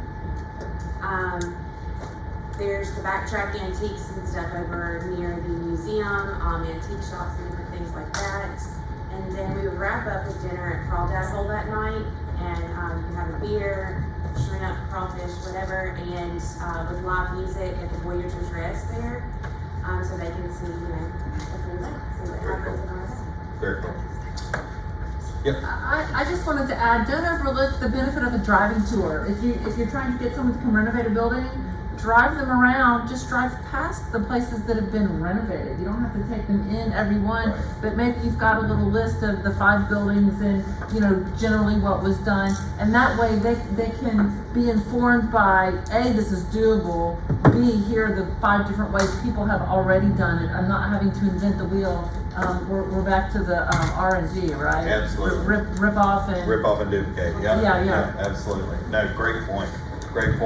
All right, so we've got about 15 minutes between now and our lunch break. So what I want to do, I want to see if we can, let's get a little bit more efficient with this. So I'm gonna share with you all some overall ideas. I'm not gonna make you go through and think through the whole strategy and itinerary, but I want to talk about how these become different. So I call the next one Outdoor Base Camp. Now, Outdoor Base Camp it's a different style of strategy because what you're doing is you're adopting the mindset that the magnetic pull into the community is not actually into the community. You know, they're coming to be out of town. And you're trying to figure out how to position this base camp experience. So a lot of times when you're planning itineraries as an outdoor base camp strategy, you're not really programming a lot of the stuff during the day. But you're figuring out, okay, can we host them? How can we maybe position ourselves as almost a hub in a radio experience where you're kind of going out and you're kind of picking these things up from different areas? If we're on a trail, how do we make sure that a person that is on a linear path along a trail is motivated to deviate from that trail, come in? In Pontoc, you've got the Tanglefoot goes a block and a half, 2 blocks from downtown. So you need a person who you know has mobility because they're actively moving on a pathway, but you need them to deviate from the designated trail to come in and explore your place. So it's a different kind of strategy. It's a different kind of mindset. Does that make sense to everybody? Anybody have anything that they do that's particularly interesting? Like I had one downtown that they had a lot of communities. In fact, I'll share an itinerary example from them. But they had a lot of people that were coming in to spend the weekend at campsites. And they had several businesses that started to create these like weekend grab and go packages. So it was like grab stuff to throw in your camper and take. So essentially the community became the stop through, and they knew that the camper slot check-in started at 3 p.m. So they knew people were going to start rolling through the community about 2:15, and they would have these grab and goes ready, which is kind of cool. Anybody doing anything that's kind of interesting or unique, or anybody have a distinct challenge at taking advantage of an outdoor amenity and bringing folks into downtown? I think for us, where Tishomingo State Park is located, of course it's in the middle of essentially of Tishomingo County, Ayuka being the more heavily populated area. Then you've got Tishomingo, which is slowly dwindling, sadly to say, and then you have Belmont, which is on the south end of the county. Natchez Trace ties them in right there, and it's like nothing at the park. They either have to go at least probably 5 miles to the nearest convenience store, possibly, and then 10 to 15 to any specific area that might have a grocery store. Gotcha. One thing though that we're doing this year is we started back our farmers market last year. Okay. And moved it to the downtown area in our Jaybird Park. It did not go so well. So we took a step back and we looked to see, okay, do we need to change the days or whatever. So this year we're going to change it to Friday nights from 4 to 7. And we're going to try to catch people coming in to go to their cabins at the lake, coming into the parks, and offer, the produce and the meat and things like that. Perfect. Love that. So, Ben, can I just add? Yep. Well, it occurs to me that if you don't have good geographic proximity, you may be able to achieve the, grab and go weekend picnic pack with signage, with social media things, maybe with a booth that is at the entrance to the park that is just staffed on certain occasions, maybe by all the communities in Tishomingo County. Maybe you've got 4 different stalls that each have their different version of the grab and go. But don't let geographic proximity be the barrier, because there are other ways to skin that cat.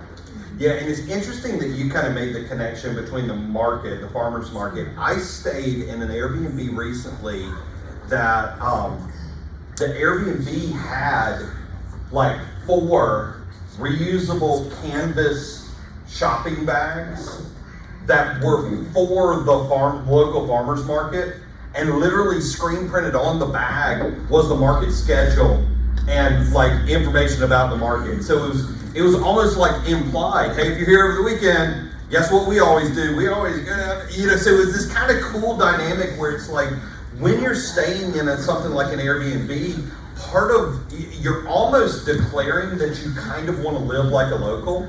And if you can find ways to kind of insert information and experiences into that, you're kind of opening the door up for that. That's interesting concepts. All right, so next, shopping therapy.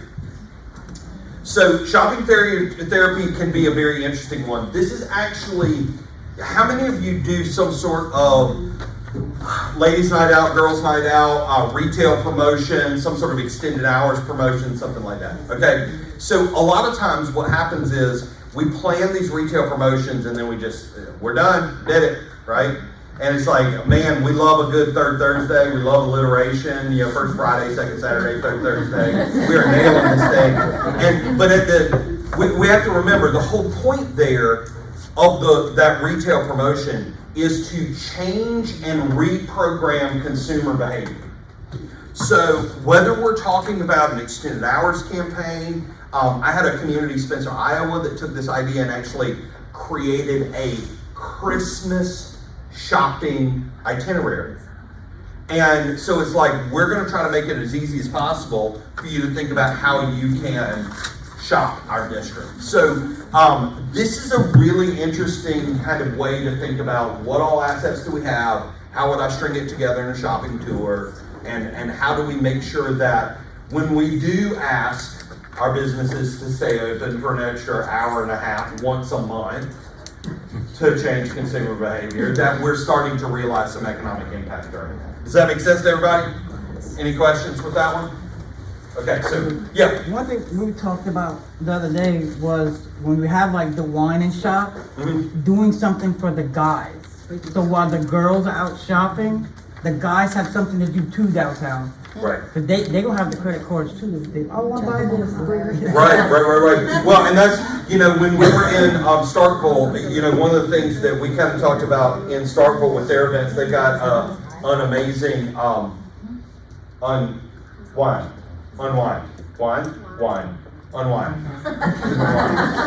So many, there's so many, yeah, unwind.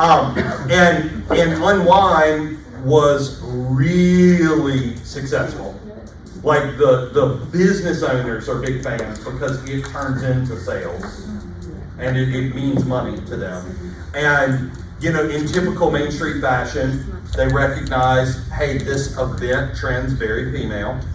Could we explore an alternative that was maybe instead of focusing on wine, it focuses on craft beer? And because the thing that we found is women will gladly drink anything. like, wait, so shopping promotion with craft beer? Yeah, I'm game. Shopping promotion with straight tequila? All right, sounds good. Like, corn whiskey? Yeah, okay, whatever. But, so like, being able to kind of go through and think about the extensions and think about that, and y'all had talked about, y'all had called it ales and sales. Sales and ales. I mean, it's literally just unlocked. Right. Now Untapped, right? Untapped. So essentially what we talked about there was taking this idea of essentially creating a libation-based retail promotion platform that would allow you to change to different kinds of beverages, but essentially build brand strength behind the platform. Yeah. Would you recommend against marketing it as a gender-based, like, don't call it ladies' night out, call it something that... It's a great question, Thomas. I have to be honest, as a designer who is the husband to a remarkably strong woman and father to 3 remarkably strong and intelligent women, every single time I go into a community and they have like a ladies' night out or a girls' night out, and honestly, I hate, that's my least favorite thing to design, simply because it's like, it almost, oh, well, yeah, slap a pair of lips on it and a high heel and a wine glass and you got it, nailed it. And like, really? Like, is that really what we're looking for? So, you know, I think that there is value to giving the social nature of women an excuse to gather, congregate, enjoy, and get away. So I think that there's a certain value behind the idea of a ladies' night out model. I also think one of the things that has been gaining in popularity a lot is instead of a ladies' night out serving as like an extended hours type window, it's actually like, I've got some communities that moved to this model where on ladies' night out, they call it downtown after bedtime. And so like you close down on the normal day, like you close down at 5, you go home, you do your thing, and then the stores open back up at 8 and stay open from 8 until 10. I actually then had a dance studio that fed off of hours at fall in September last year, and she offered babysitting. Yeah.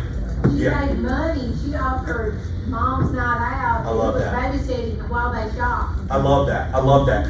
I think that there is a strategic component for understanding the different habits. Like one of my favorite things to do is I like to get into multi-layered holiday strategies. Typically, in general, females are doing more of the gift purchasing and they're typically thinking about it earlier and they're more on top of it. I like to have a late November, very, very early December promotion where we invite people in to set up Christmas lists, you know? So it's like we're getting them into the stores. I mean, we've even had some communities that have gotten super sophisticated where it's kind of like, hey, you know, fill out the things that you want, give us your husband's contact info, we'll send them text messages, kind of thing. But I like the idea of an early shopper registry system followed by a procrastinator's night out kind of thing, where it's like, you know, whether it's when we did a promotion in Fairmont, West Virginia called Saving Mother's Day, and it was the Saturday before Mother's Day, and local florists partnered with 12 different downtown retailers. You would go in to the store and get one free flower at every store that you went in. So if you visited all 12, you went home with a bouquet of 12 flowers and hopefully bought some other stuff along the way and saved Mother's Day. You know, so this idea of understanding people's trends and habits and building your promotions around the way that they work. Does that make sense?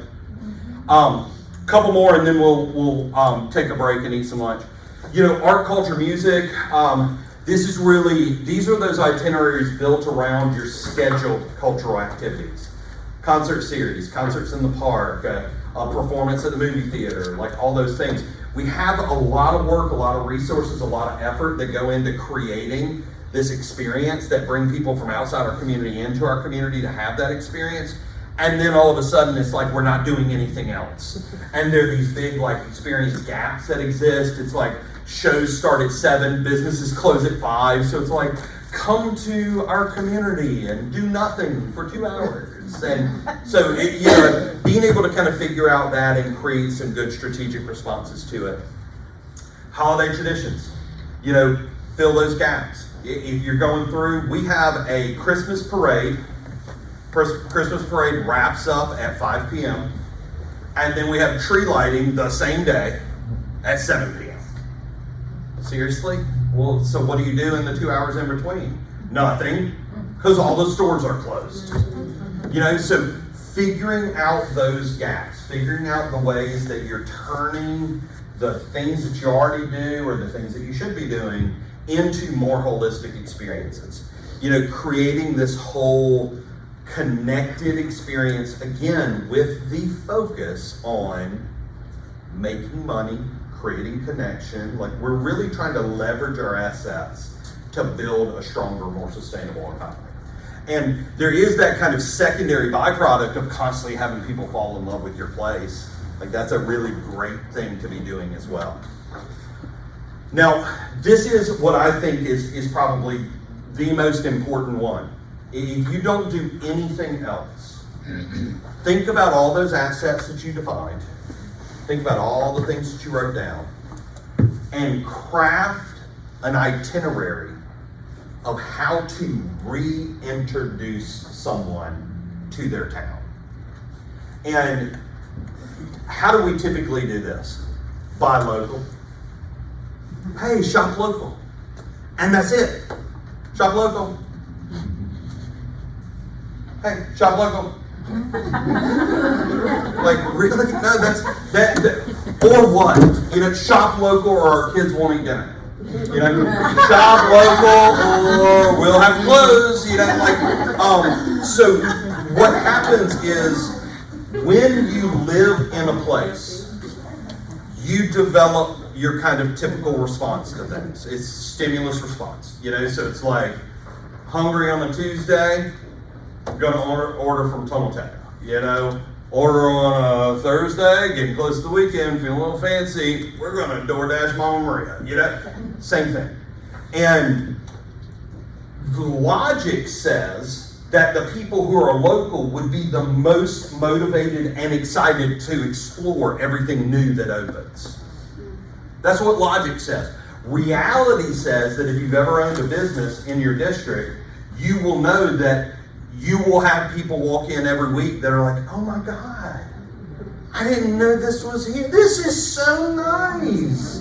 How long have you been here? We've been open for 12 years. That's the way it goes. So what you have to do is you have to cultivate a culture of rediscovery. Our friends, we've got a really kind of cool friend group that most of them, they like to have a good time. A lot of them are school teachers, so by Friday they need, you know, to be drunk. But like what we do is we do a thing where the first Friday of every month, we go to it rotates who the person is that picks, but they pick a restaurant that they've never eaten at. So like we're constantly eating in new places. Like we're forcing ourselves through program to eat at a place that we've never eaten before. And it's kind of cool because some of our favorite restaurants we would have never gone to if there wasn't a motivation, a simple motivation to eat something you haven't eaten. And you know how it is, you've got the safe spots. It's like our favorite, we go to this place called BB's. BB's is probably the most authentic Mexican restaurant that I've ever eaten at, not in Mexico. And it is in a strip center. It is stuck between a Metro Mobile and a trashy grocery store. You would have never gone to it unless there was some sort of weird external motivation to discover, you know? And it is the best food I've ever eaten. It is so great.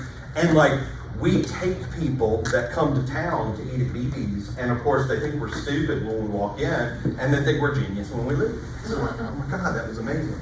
And thinking about those ways that you can reintroduce your community to itself. This is hugely important. We leave it up to them to do it. And guess what? They don't. So how are you going to shake it up? What are the things that would blow them away if they knew it existed? I mean, when we were in Vidalia on Monday, we were walking around and Laura took me in a place called The Garage. Very nondescript retail in an old garage.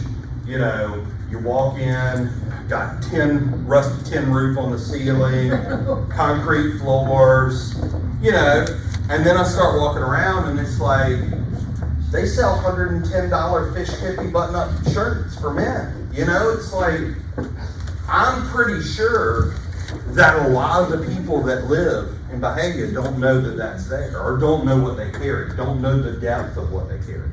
So this is a really, really important one for us to think about. In the grand scheme of the way that the communities work, we have tourism agencies, they're funded through hospitality and lodging taxes. Their job is to invite people that are not from here to here. We have chambers of commerce who are getting membership fees each and every year to help create a business culture and kind of focus on business retention and business networking in the community. We got our communities, our cities that are delivering services and picking up garbage and having police forces. At the end of the day, the Main Street organization is the only entity that is keenly aware with the messages that our local audience is and is not receiving in terms of how they feel about their place. And that's an important role for us to play. Make sense? Mm-hmm. All right, guys, well, we have hit our 11:30 point. We're going to take a little break. I'll let whoever, Thomas, Jeannie, how are we going to do lunch? We've got box lunches, there's 3 choices. I think it's really interesting. So they did one that was just for Airbnbs. Because they know that most of the Airbnbs, the check-in started at 3 p.m. So they actually started their itinerary at check-in and carried you through the weekend. Then they did one if you were an RV camper coming in and pulling into your slot. So they take you to you're setting up your camp and then going on a supply run, which is kind of cool. And then they did one that maybe and then they're on tent camping. So they understood the different ways that folks were kind of using this and they were digging into it. So what we have is we have a horizontal oriented one, and if you know Canva at all, the weird little cloudy photos, those are just templates to hold graphics. So you can pull that down and you can design whatever you need from kind of a horizontal version. And again, these will be in the PDF, so you don't have to try to jump onto them and link them up to your account. We also did a vertical one. The vertical one was something that kind of came out as we started to work with North Carolina, and it just was a little bit easier to use for some communities to be able to fit in the stuff that they wanted to fit in, walking through breakfast, morning, lunch, afternoon, dinner, and evening. Make sense to everybody? Any questions about itinerary component? Anybody think that they might actually find the time to ask a person who is not you to create some of these itineraries for you? So a lot of times, that's a great question. Elizabeth asked if it is on their website. So once you have an asset like this, you can share it a lot of different ways. You can absolutely post it on your website. You can go through and you can share the image of the itinerary as a social media post. In Iowa, what happened was the state tourism entity collected all the ones. They said, if you make them, we'll share them. And they created an entire page in the Iowa tourism site. Iowa also asked every single program to share all of their identified assets back with them, because Iowa tourism has a program that essentially is integrated into the site, and it says if you're in Waterloo and you're going to Des Moines, what are the things we should see along the way? And it literally generates things along the path, which is kind of cool. So there are a lot of different ways that you can share it. We've had some that go through and the hotels might print out some of these itineraries and have them at the concierge desk or have them at the front desk or whatever. So just thinking about all those, super low impact, just being able to, or super low effort, hopefully for a higher impact. But there's also no right or wrong way to do it. This is more about planting a seed of how you can use those assets to tell the story. Make sense? All right, now one of the things before I move into kind of the events, and I want to share some of the stuff we did with Starkville and then kind of open it up for a little bit more of a conversation. But Thomas and I were talking during lunch, and I think that it's important to kind of know where this all kind of fits. And I might pick on Hattiesburg a little because we've got both of y'all here, and I think it's a good illustration. And then I might pick on Elizabeth too, because Elizabeth literally wears multiple hats at one time in Ripley. But I made the comment before lunch that Main Street programs are kind of the only one that is really focused in on building brand equity and true brand connection between the locals and the place. But I think a lot of times what happens is we make an assumption that because Main Street's job is to market downtown, that Main Street becomes a micro, multi-state, multinational CBD just for downtown. And, that's a very pleasant yet unrealistic thought. And the way that communities work is you always have to follow the funding. And there's funding that means and implies certain things. So when you have a community that has funding that comes from either hospitality, collection, or lodging, that money is intended to help drive people from out to come in. If you are receiving a very small sliver of lodging funding, then your responsibility is a small sliver of trying to get people to come and stay in.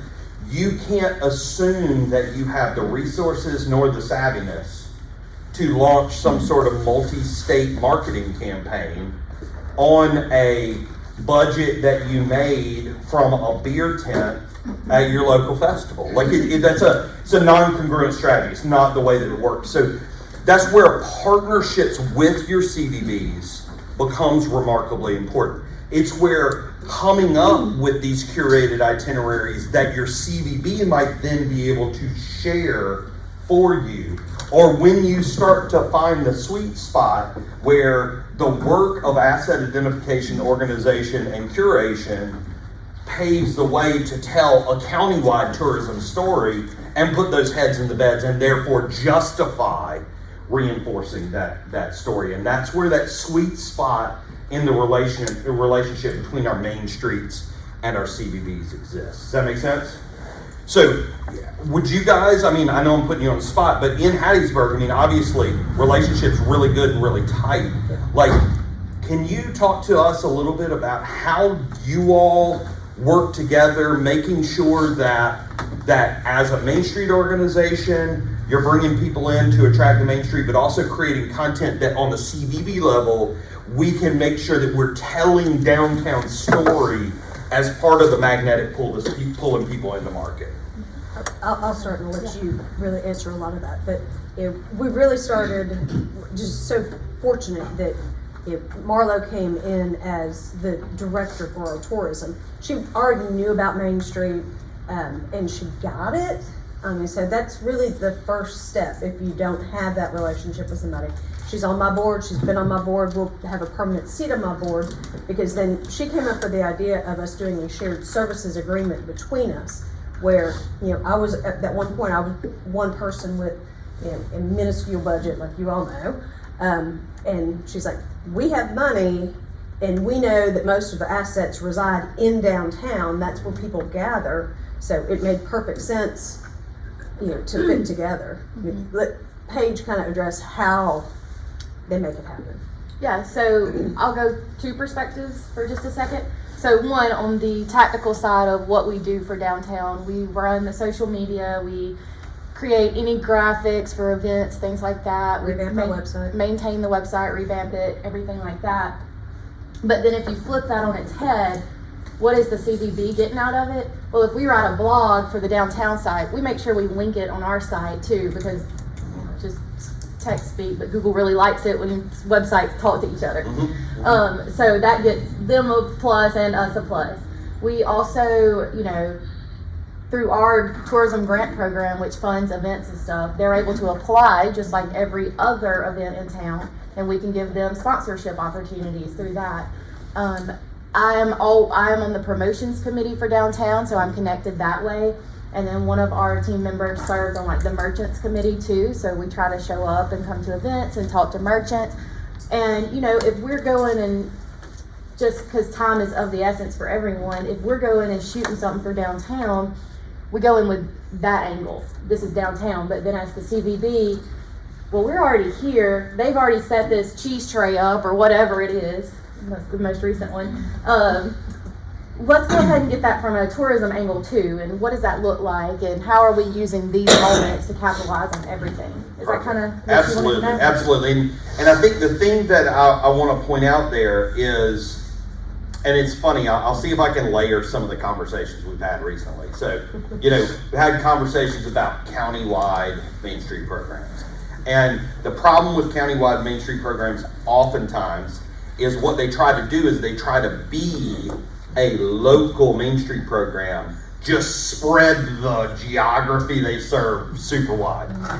In the same vein, Main Street programs try to simultaneously be a micro CVB, a micro chamber, a micro economic development office, instead of actually understanding relationships just like this. Threading those things together, letting the people who know what they're do what they do and work together. And Mickey, let me call you out in Natchez for just a second, because you have kind of a different relationship where, because of the expertise with your CVB, it almost allows, and because of their kind of focus on creating vibrancy as well, it allows you to exist in a little bit more of a economic development space and a little bit more of kind of a development partner and maybe a little bit more of a chess master there, where you might be different in a different place. So we've put together a group of 5 in Natchez, and frankly, I know, having worked years in a smaller town, this is a luxury. What we have now is that we have a Main Street program, which is new. We have a chamber, which has been for a long time. We have Natchez Inc., which is economic development. We have the Historic Natchez Foundation, and then we have the CVB, which is a preservation-based organization, which is super. And then we have the CVB/Visit Natchez, which gets a crazy amount of money through 3 separate taxes and funds a lot of stuff. So we work together as a team, and we don't have the resources that Visit Natchez have. They have almost $2 million budget, and we have $100,000, okay? And we got a fat budget. So the trick is like, you're right, so we don't have that. So what it's allowed our Main Street program to do is we don't have to do all the promotion. We don't have to do all the events. We do some, but we don't focus on that. We're not an event-driven program. It allows us to complement these other groups, and what we do is we focus on fixing buildings downtown and getting people back in them, working and living in them. And what this benefits greatly is the convention center, because the convention center is right downtown, right on the river. And when people come to Natchez, what they love about Natchez versus all other convention centers is they can walk out the convention center and they're right downtown. So there is this symbiotic relationship between the convention center and downtown and the businesses downtown. So if you can find somebody to partner with to basically handle a festival and get that monkey off your back, and somebody else who can do the really hardcore preservation work, you can go out and you can do, like you suggested earlier, is take people to lunch and get them to buy buildings and fix them up. That's where we're best at, all right? Doing that groundwork, laying that groundwork. And so we feel fortunate in this town that we have those resources.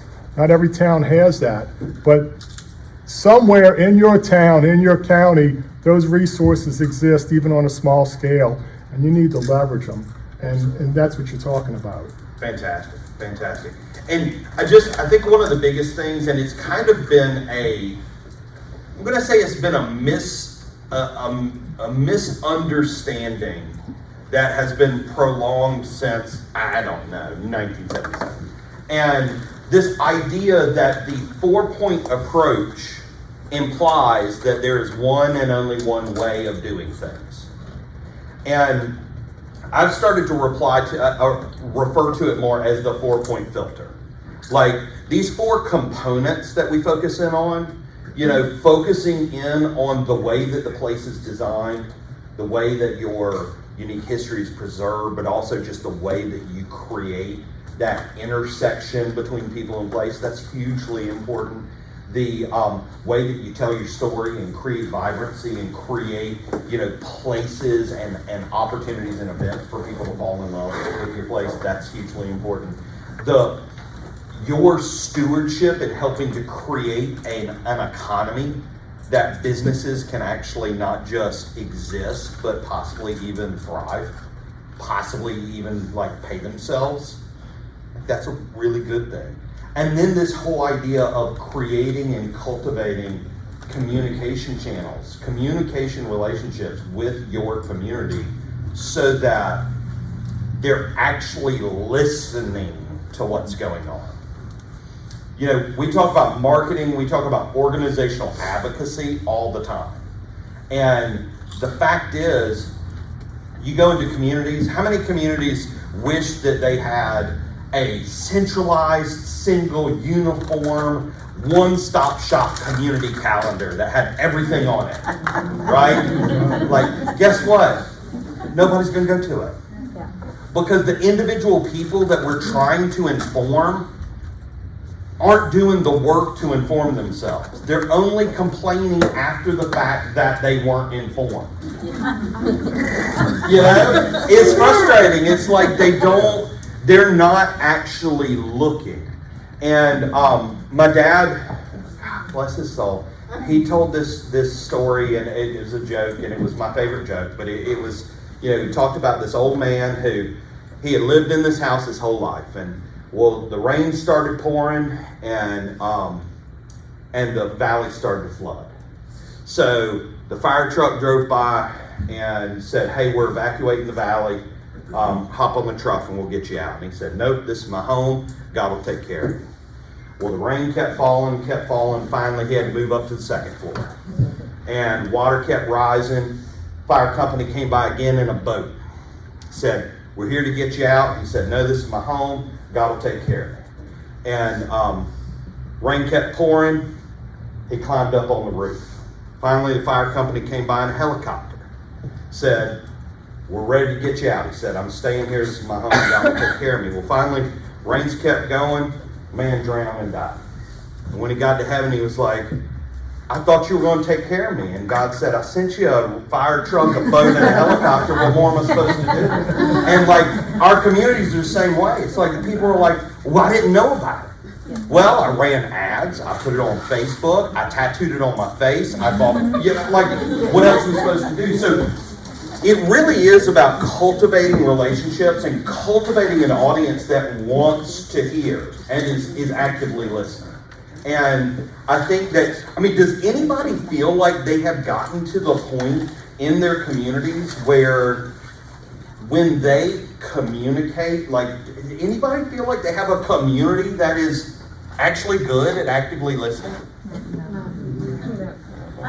Oh well, training's over, let's go. Yeah, it's hard. It's really hard. The weird thing is, the moment that you post something positive, they apparently all heard about it because they want to complain about it. But on the front end of the fact, they don't ever hear anything about an event or need a sponsor or need volunteers. Like, that stuff's invisible to them.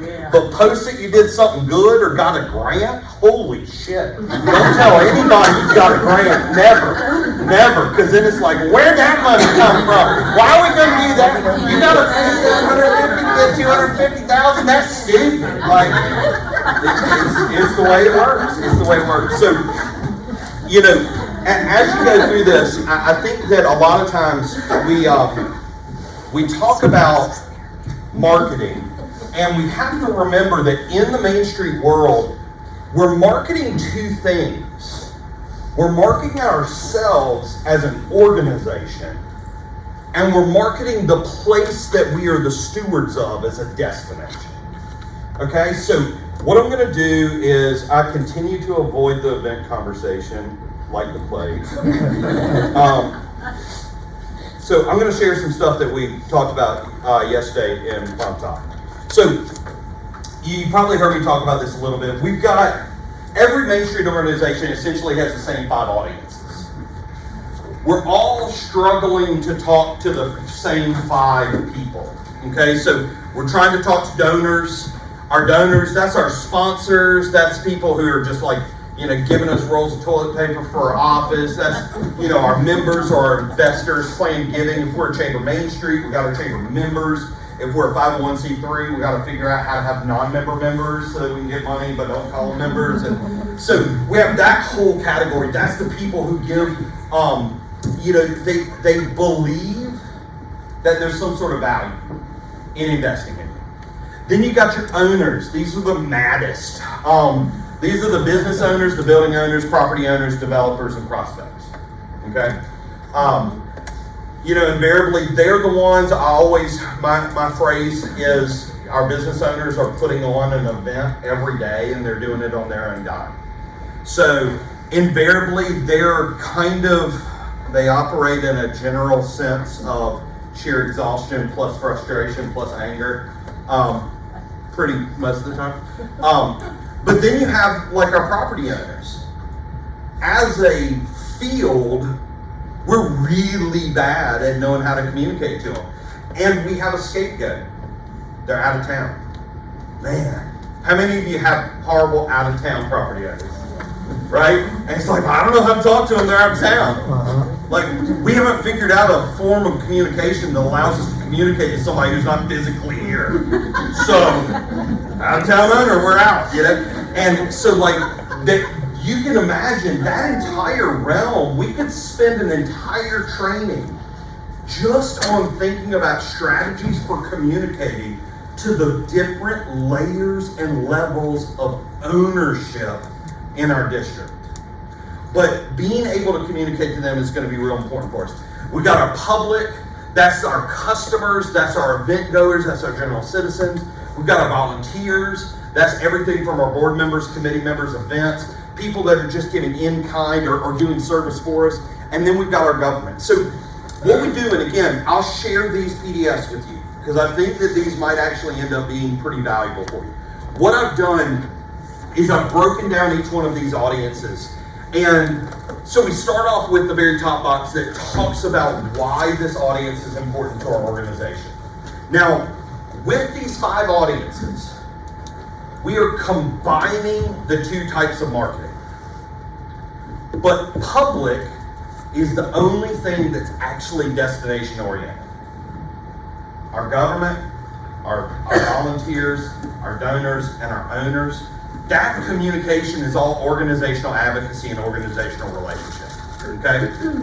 But you have to ask yourself, why is Main Street important to these people?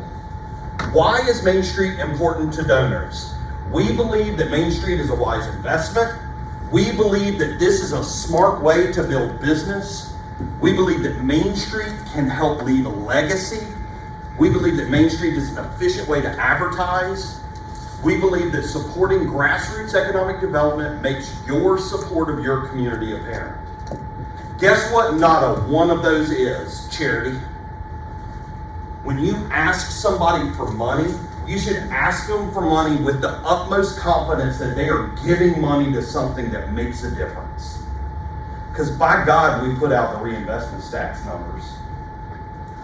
But it doesn't build the confidence because we kind of know those numbers are a little like, like people see them and they're like, yeah, right, 16 billion in my butt, right? Like they just, it's not the way it works. It's these why statements. It's these we believe statements. It's empowering your board members. This needs to be a chorus. This is not about the director giving a soliloquy. This is about empowering the board to step up to the plate and start to tell the stories. On each one of these audience summaries, it tells you some strategic tactics and some measurable results. And then on the back of each one of these, it gives you a little board-oriented worksheet. This takes no more than 10 minutes. You do not have to do this for every single one of them. But invariably, there is going to be an audience that your organization struggles to communicate to. Spend the time, spend the 10 minutes, decide what your value statement is to them, why are you important, think about when, over the course of the year, it makes sense to communicate to them. If you're communicating to donors, especially corporate donors, they're on a corporate giving schedule. You got to understand what their budget is and get out ahead of that budget. So if they're running a fiscal January to December, then you need to be talking to people in October. And you don't need to be worrying too much about talking to anybody in March because the money's gone by March. It's accounted for and it's a conversation that's not worth having. Who will you attempt to connect with? Oh, I love the next box. Who will lead these efforts? Not allowed to put the director on everyone, right? You literally make people say it out loud over and over again. Who's in charge? Who's leading this? Because it can't always come back. I can't put my name on everything. And then how will you communicate to this audience? Does that make sense? Anybody see the value in this at all? Okay, good. We'll talk through some of the others real quick just so you can kind of understand. Owners, why is Main Street important to owners? We believe that business owners should prosper. Saying that out loud is unbelievably important. We want to make you money. We've created an environment where it's bad to say that. We're not allowed to promote a business. Oh, if you promote one, you're going to make all the others upset. Seriously? Really? How about this? How about we're going to attempt to promote everybody, but we got to do it one at a time. You know, we believe that you should prosper. We believe customers will love our district. We are trying to create an emotional connection between this place and your customer base. We believe our buildings deserve love, and we believe we build the economy to support that love. You own property and you need to invest in it, but if this economy sucks, why in the world would you spend the money? We believe profit is good. We believe that loyalty comes from experiences. Make sense? Worksheet for that, volunteers. We believe in Main Street, that with Main Street you can make a difference. We believe that you feel part of something bigger. We believe Main Street is fun and rewarding. And we believe that Main Street can be a safe place to make change. Main Street has the opportunity to be one of the few apolitical political organizations. You know, you're essentially an apolitical planning body. That's a pretty interesting role in the life of a community. One of the best things to measure as you look at this is whether volunteers end up bringing friends to help out. If that doesn't happen, then you're doing something, you're too serious about something.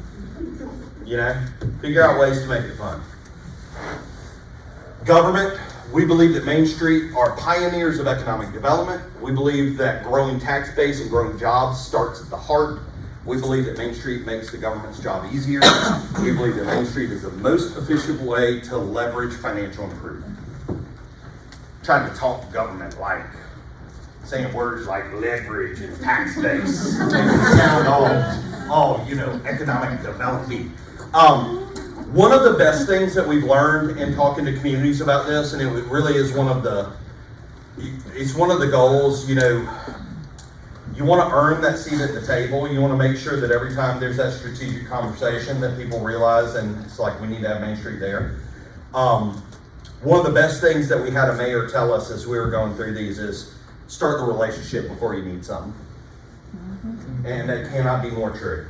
Understand that having the relationship needs to start before you already have the ask in mind. You know, just reach out, just to get to know them, just to let them know how passionate you all are about what you do. I have a question. Yes. Can you expand on the making their job easier part? Yeah. So like you have an opportunity when you're with a government officials, they love to look really positive all the time. But as a government, whether you're elected official or staff, you end up doing some of the nasty work. Well, the relationship between a Main Street organization and a local government can create a beautiful carrot to stick spectrum. And if you are the same person, if the same person who has the carrot also beats with the stick, it becomes a bit of an abusive relationship.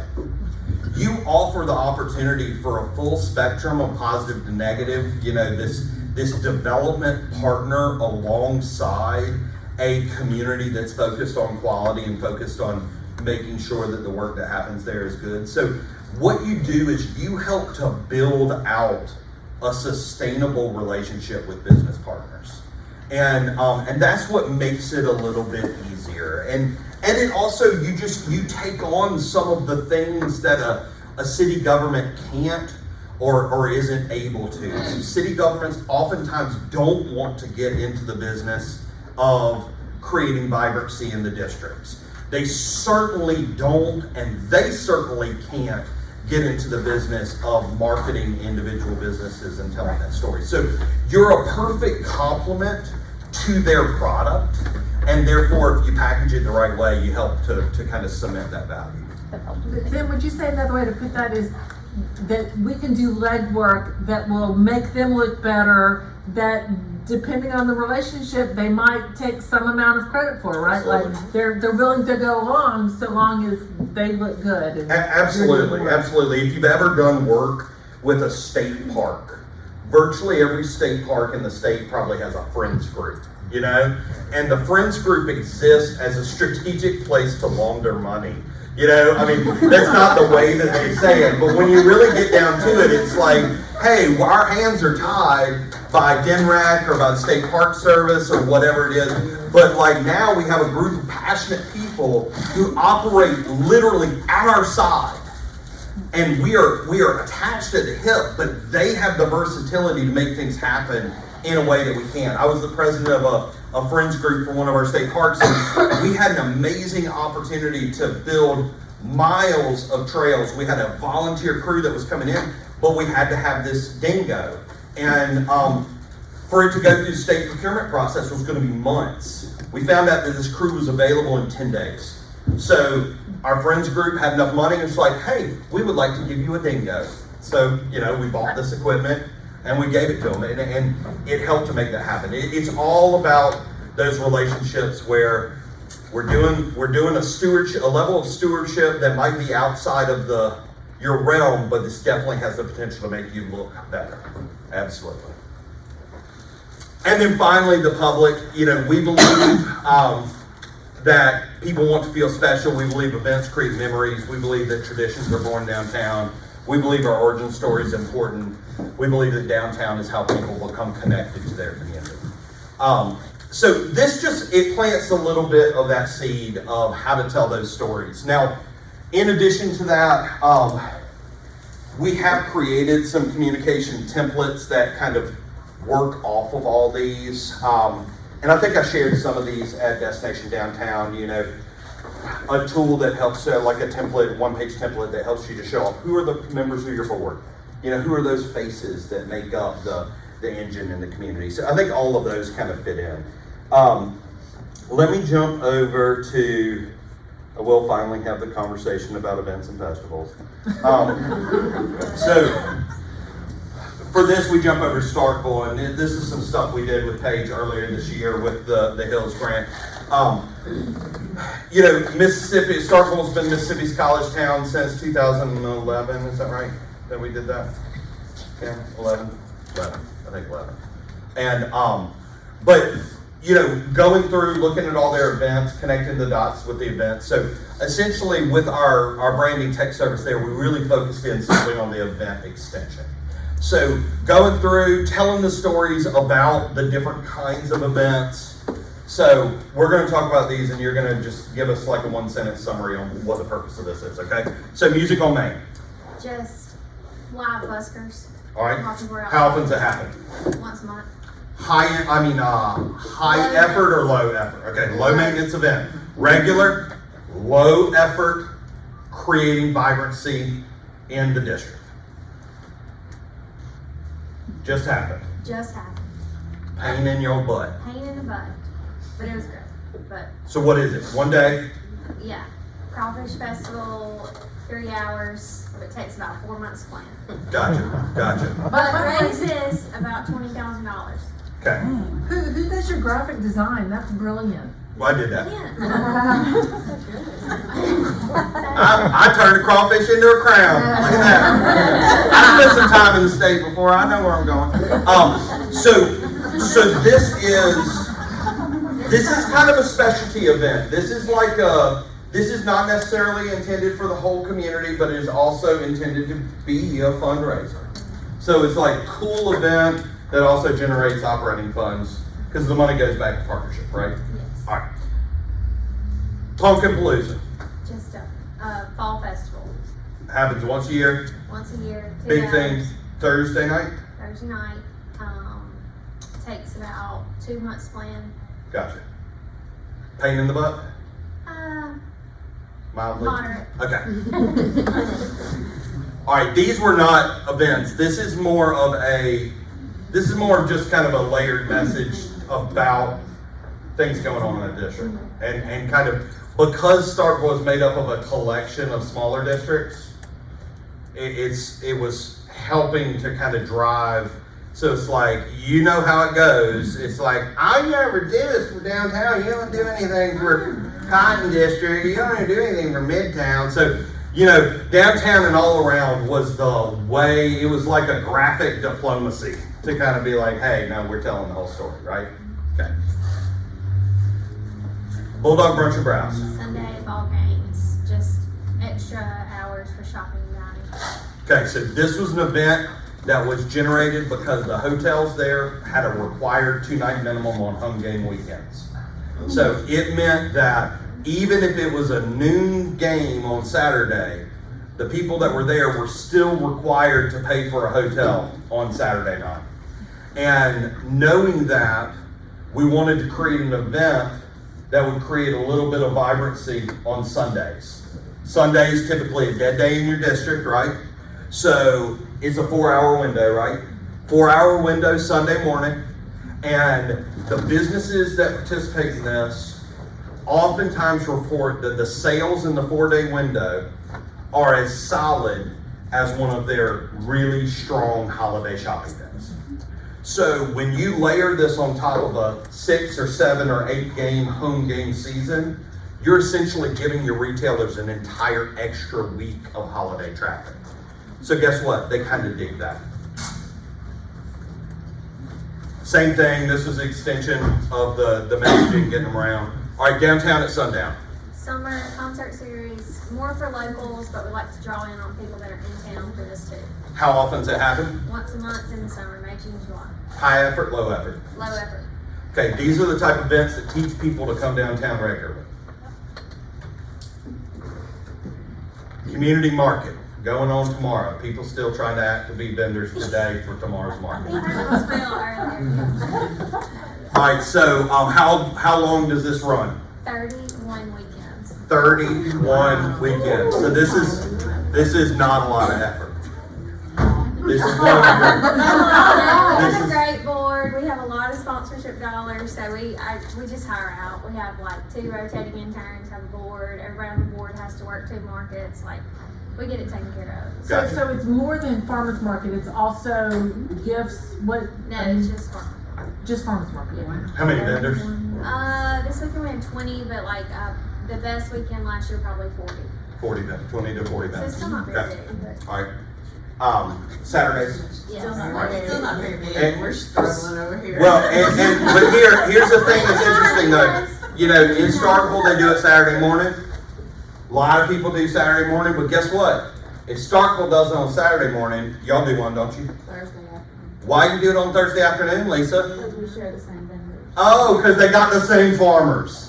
So you can do it on Saturday morning too, you know? So understanding with certain amenities, you gotta think about regional supply dynamics, and you also gotta understand your trends. So like, if you sit there and you look at what are the dynamics, well, you know, 65% of our adult population that has jobs in our community has to commute out during the day.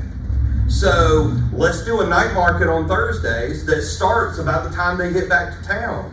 We'll have doesn't have to be high effort. Like we'll have a dude with a guitar and a slightly mediocre speaker on his iPhone, and like we'll have a little bit of music, a little bit of vendors. They can grab some stuff and be ready for the weekend. So thinking strategically and connecting the dots and understanding that everybody can't have their farmers markets on Saturday mornings because there are only so many farmers. Online. Low effort, but retailers love it. Takes hardly any time to plan. Does it make money for Yes, you? Yes. Makes money for you, but it's a retail promotion. Yeah. That's a tricky spot. I'll be real honest. Being able to create a retail promotion that you almost accidentally make profit off of is interesting because it's kind of pulling from 2 pots at the same time. How do you make the money? Ticket sales and sponsorship. Okay, so people sponsor the event, participants pay. They pay, and then by paying, they get a glass, and with that glass, they can have wine samples at the tasting locations, right? And 20% off. Unlimited samples. Yes, we do samples. Unlimited 1-ounce samples. You can layer 1-ounce samples right now. 20 ounces. I know. 3 times a year. So they do it 3 times a year. And then, not only that, The stores do. yeah, the stores get the temporary permit what do they call it? They call it, it's a gathering license, right? So that was one of the big things that they did. The individual stores take out the gathering license. It's not a very, it's like a $25, 20, yeah. And who pays for the wine? You pay for the wine and you locate it in the stores? Yeah. So, and then we had that whole conversation earlier about guys, girls, that kind of stuff. Unwind, turn it into uncorked with craft beer. So, you know, setting up that dynamic, you know, Black Friday, Holiday Bazaar. What's Holiday Bazaar? So it's it's the 51st year. It's like a 2-day Christmas homemade goods little market. So we do it at the mill, and we charge vendors. And then last year, I thought the world was going to end, but we started charging a $5 admission fee. So we were able to make like $10,000 or $15,000 off of it. All right. So what starts to happen is you start to create this. What's your biggest festival? What's the biggest event that you do? Yeah. I mean, I'd say either crawfish or the pumpkin boys. Crawfish or pumpkin palooza. Yeah, pumpkin palooza is huge from a participation standpoint. But then what takes the most to plan? Either crawfish or the holiday bazaar. Okay. So you have Bulldog Brunch and Browse is a retail promotion. Happens every Sunday on a home game weekend. Unwind retail promotion happens 3 times a year. Untapped is going to happen once a year. Once or twice, yeah. We did it twice. And then Black Friday's retail promotion. And then what happens on market Saturdays? What happens with the stores? Do the stores have good days Saturdays when market's in session? The stores nearest to the market are starting to open earlier now. Okay. Because we're getting such high attendance. So Okay. our 10 o'clocks may open at 9 now. Gotcha. Gotcha.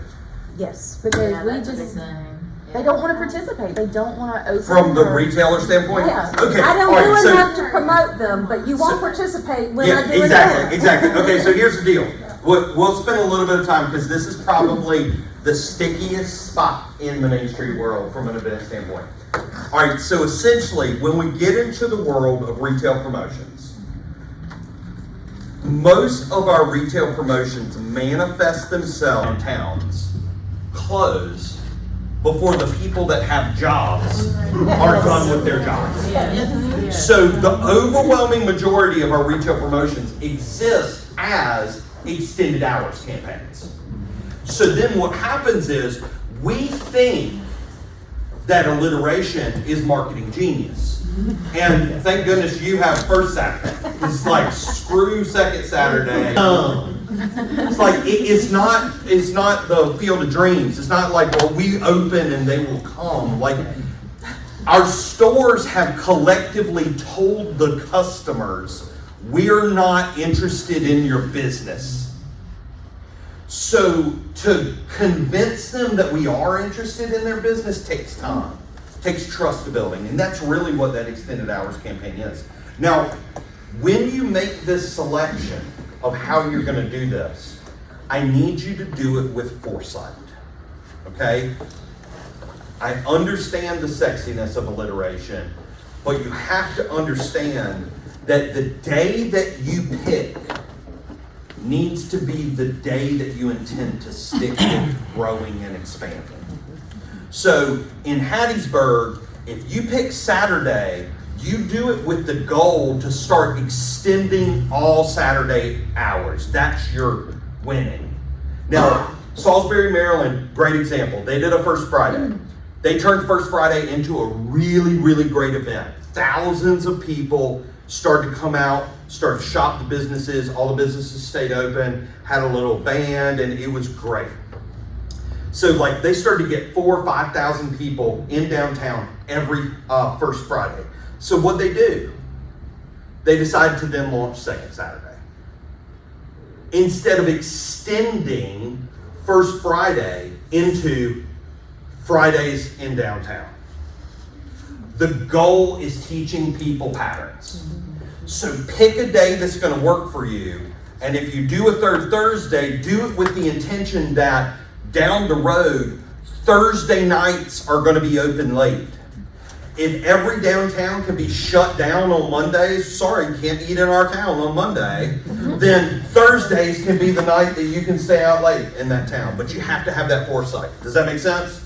That is very, very important for us. So the other thing is there's some interesting things that you can kind of meet in the middle. We did an extended hours campaign with Stanton, Virginia, where the city was like, we want our businesses to be generating more sales tax. Like, does us good. So they said, I tell you what you do. If you can get your stores to stay open until 7 p.m. on Thursday and Friday nights and stay open from noon to 4 on Sundays, we will buy all of the participating businesses welcome mats. We will buy them we're open signs, and we'll pay X number of dollars for marketing to bring people into the district. So this idea of how do you visually denote the ones that are open late? How do you start to create almost a hierarchy of effort in your district of the businesses that have said, we are actually interested in being here for our customer base, okay? This is one of the stickiest spots, but there are definitely ways that you can start to chisel away at this. And even just doing once a month, you know, you can go through and you can start to make some real market trends. But I've done this a lot, guys. I know how it's going to go. It's like, okay, we're going to do third Thursdays. You know what? Let's bring in a food truck. Let's bring in a food truck. That'd be fun. Just different flavors, something a little different. One night a month. And then next thing you know, local restaurant owner burned down your Main Street office. You know? How dare you? I get it. I get it. You have invested in this community. But I don't know if you realize it or not, but people don't like to eat at the same restaurant every day. And if we can infuse just one night a month, a different flavor in the same place, it makes our district stickier. And those are the things that we really want to explore. Those are the elements. Yep. You made a comment a few paragraphs back. Yep. That really stuck out in my head because the shop owners had closed early. And you can't very well say to them what you just said. So I'm looking for a graceful way to say this. You've told your customers you don't want to do business with them. Right. The most tactful way to say it, and it still stings a little bit, but when you choose to open at 10 and close at 5, then your entire customer base is unemployed. If you're not open at the time when people, wait, is that too harsh? I mean, 60% of American transactions on site happen between 6 p.m. and 9 p.m. 60%. So when you sit there and you decide to only open from 10 to 5, you're literally deciding to try to make a living off of unemployed people. Or retired. I have one across the street who closes like at 3 o'clock in the afternoon. Yep. Now, on Thursday, she'll stay open till 7. And Right. and her customers are complaining left and right. Yep. She says, well, but that's why we stay open early on Thursday, late on Thursday. Yep. That's not gonna build that base. It's not. It's not, and unfortunately, I can say this because I now have more gray than don't have gray. In the majority of our downtown districts, the last thing that we need is retirees deciding to open our retail. Because they are done. It's a hobby for them. Like it seems fun for them, and then like the next thing you know is their store hour signs have ish next to every time. It's like, and that's not the way I'm not discounting the value of retiree store owners. I'm just saying there's a hunger. Like if I'm picking, I want a person who needs this thing to succeed to eat. That's the burn that I want in my district because they're the ones that are going to do the extra work. in Greenwood, we had a series of coffee shops that opened at 9 a.m. and stayed up until like 3 or 4. Yeah. And they all failed, and they wondered why. Weird. Yeah, I don't know why. Oh, wait, because you missed the window that people drink coffee. Yeah, and it's like, oh, we're having a coffee shop. We open at 9, we close at 3. We don't have any comfortable chairs, and our seat sucks. Welcome to town, right? I just wanted to add, I have watched the changes in the way people build out their spaces, and with COVID, everybody got really comfortable shopping online. The takeaway point is, if you want to be a successful retailer, you better offer an experience, because Amazon can sell you a widget for cheaper than any brick and mortar store can, and that's the benefit of these festivals and special events, is there's that special something that you can't get through the mail from Amazon. Absolutely, absolutely, absolutely. Yes, ma'am. So would you, especially with a small town, would you try to offer those extended hours to people other than just downtown retailers, like all the retailers along the highways? Yeah, absolutely. I mean, like, if you're thinking about a market like Ripley, I mean, it's one of those things where, and you know, Ripley's got a couple different dynamics. Like, I'm not sure, Ripley has out commuters, so you could definitely benefit from a weeknight that was intended to be a late night there. What nights is the steakhouse open? Thursday, Friday, Saturday. Okay, and then how often does the swap meet? The flea market? Once a Trade month. day? Sometimes like Saturdays. the first Saturday before the first month. Wait. Saturday before the first Monday. Saturday before the first Monday. So you know, in your community, you have a couple different things that you could look at. You could definitely look at a super local evening extended hours that's intended to give people that live in Ripley a chance to better connect with the businesses in Ripley. And with the number of businesses you have downtown compared to with what you have on the corridor, I think you'd want to include a community light there. I also think that you have a secondary option to start to mirror trade day and start to have what we call a capture scenario, where you are trying to maximize the economic impact of a gravitational force that already exists. They're two different things with two different audiences. So like the Saturday strategy is to drive people throughout the community and maximize that impact, where the extended hours is trying to get the locals out. Does that make sense?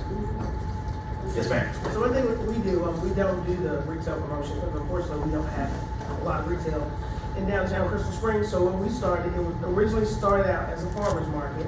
The first Saturday, we're talking Saturdays at the shed because we do it under our packing shed. Yep. Farmers didn't come out because it was cheaper for them. People come from farms, so then we started allowing retail vendors to come. We started with 5 vendors. We're up to 40 vendors now. Wow. And we had Factory Connection, which is weird because we never thought Factory Connection said that Saturday is the busiest Saturday that they have. Wow. When we have that market. That's cool. Wow. That's cool. So you have retailers just bringing stuff from their stores and setting up under the package.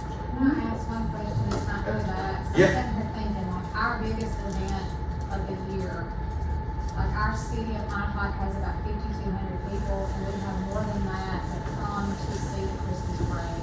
More people than we actually have in the city. So of course, restaurants, gas stations, those kind of places cash in on that, which we really don't have time to try to cash in on it. But other than having a business sponsor the Christmas parade and it being the whatever Christmas parade, what is the way to capitalize, like the Chamber Main Street capitalize on those people coming to the Christmas parade? So when you think about parades by nature are, trying to think about the best way to kind of capture the essence of what happens.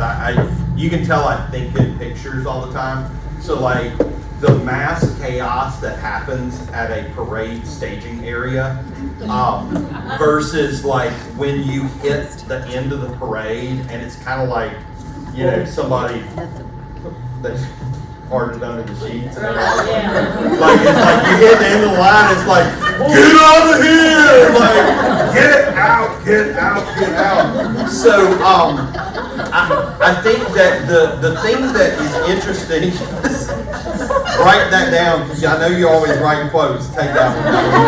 We're going to put that one somewhere. We are. We're going to put that somewhere.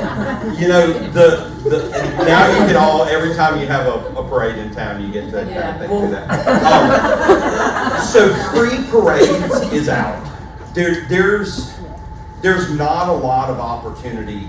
Now, we have actually had some of our communities, like in my town, we actually do a Halloween parade in mid-October. Long-standing tradition. All the elected officials always come to Milford to participate in the Halloween parade.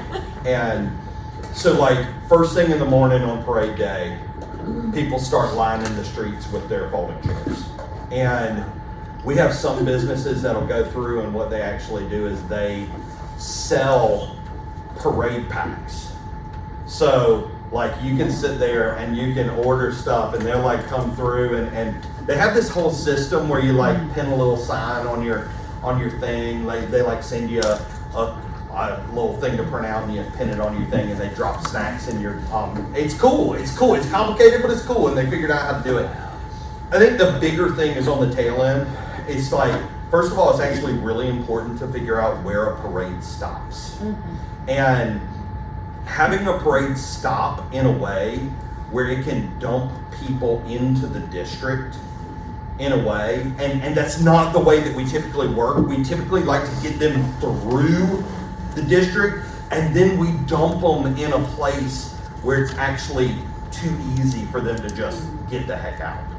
So think strategically about your starting point, your staging ground, and your ending point, and then see if, depending on when your start time is there a way that we can kind of turn this into a capture scenario on the tail end? Is there a way that our businesses could have, you know, an after the parade party? Is there a way that they could do this or do that? Like there are a lot of different things, but you want to kind of focus in on the tail end. You want to focus in on that disbursement, and is there a way that you can capture people at the conclusion of it and turn it into shoppers, like convert them into shoppers? I'll say we did that for our Mardi Gras parade this year. We did a walking Mardi Gras parade in downtown for the first time ever, and at the end of the route there was a block party. So the street was blocked off. Now some communities, and this is one of my favorite things, is they actually have Christmas parades that then culminate in the tree lighting. So it's like the parade leads into the community Christmas tree, and then, you know, from there you light the tree, and then everybody kind of spreads out, but they spread out from the center of town where the community tree is. So it's all in that strategy of where your ending point is. I remember Jamie changing the parade route last year, and they almost killed her. People don't like changing things. I do know that. All right. We're shooting for 30-minute early, so we got an hour. Can y'all believe it? Y'all want to take a quick break and then go into or let's just go. Let's do it. All right, so let's talk a little bit about social. So I've put these together. I've shared them with all of our communities on the hills so far. Let's kind of walk through these. This is by no means Bible. There's nothing about this. It's written in stone. It's all recommendation.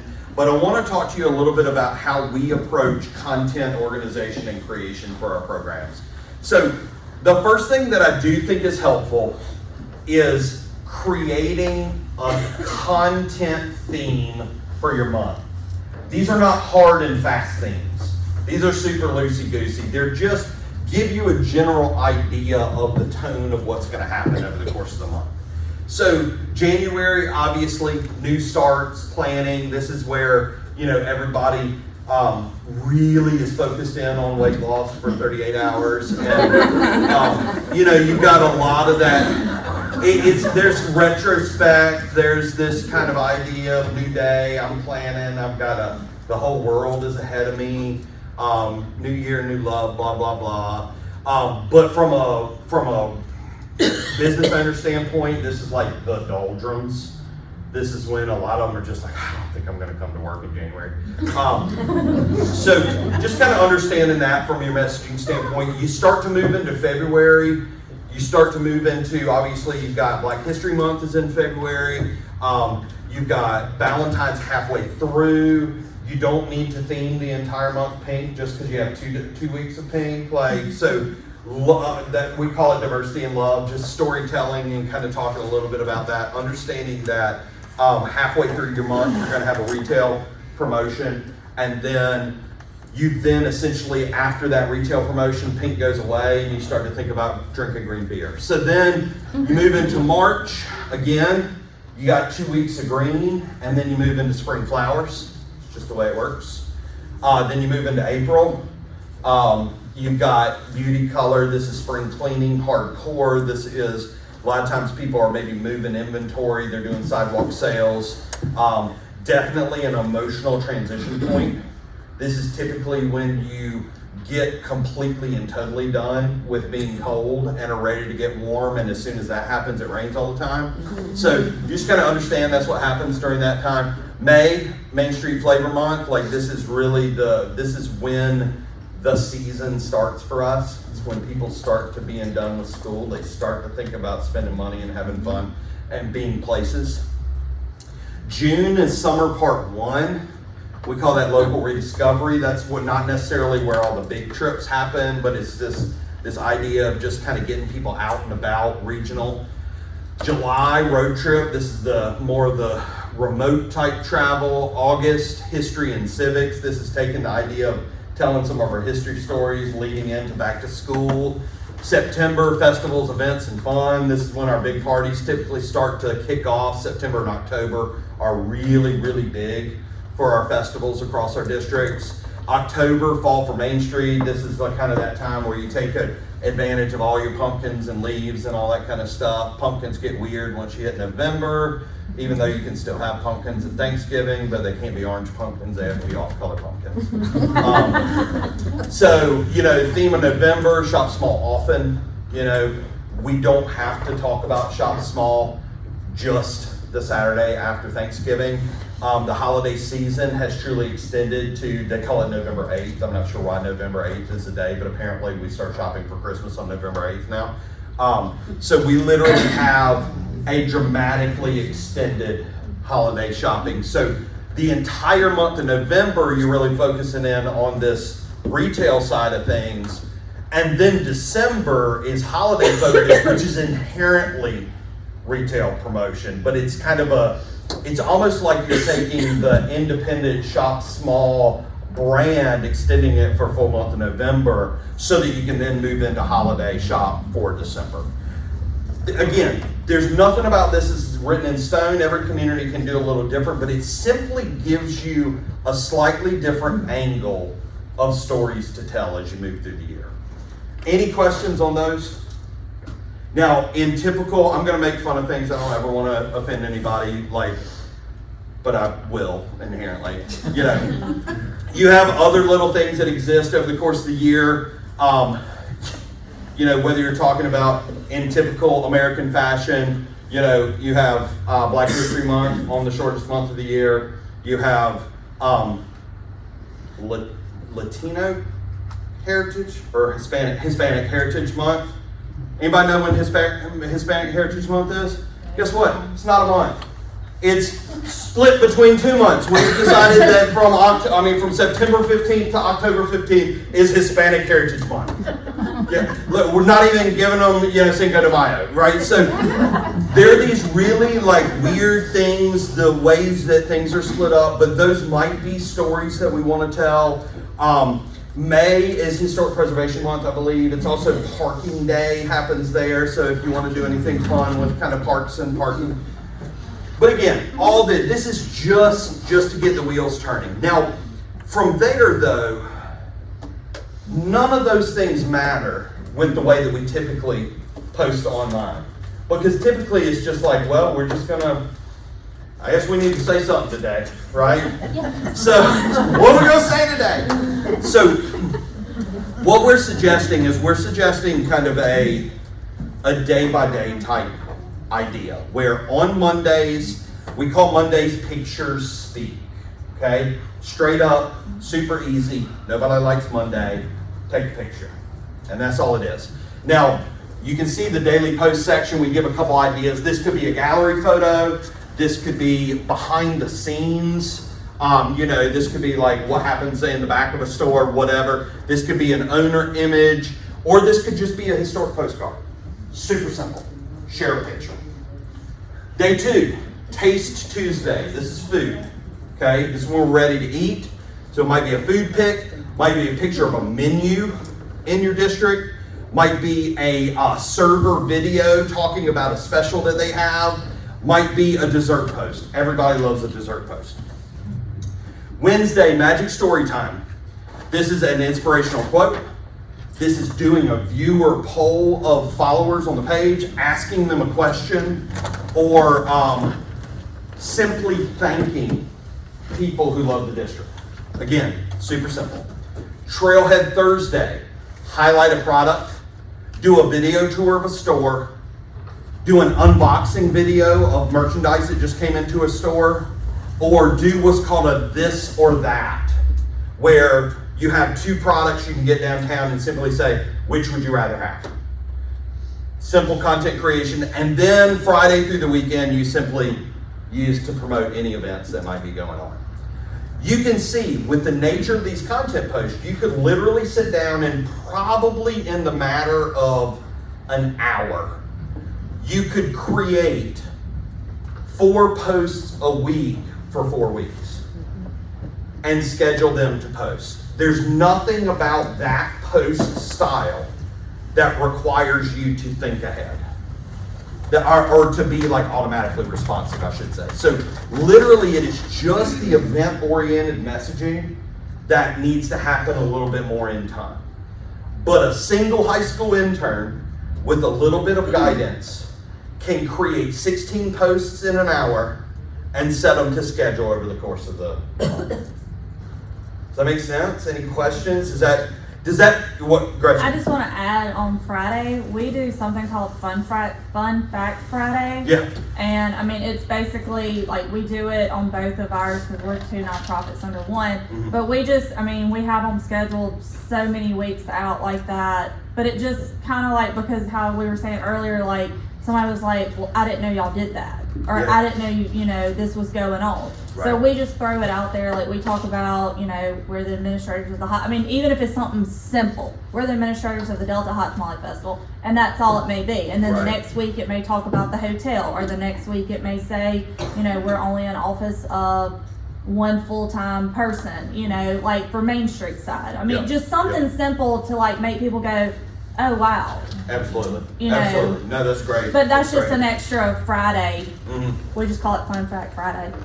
And I don't remember whether it's Mississippi or not, but in one of the communities that I've worked in, and it feels like it might have been you guys, there was a local men's shop owner who I don't remember whether it was daily or weekly, he would post a trivia question on his Facebook page.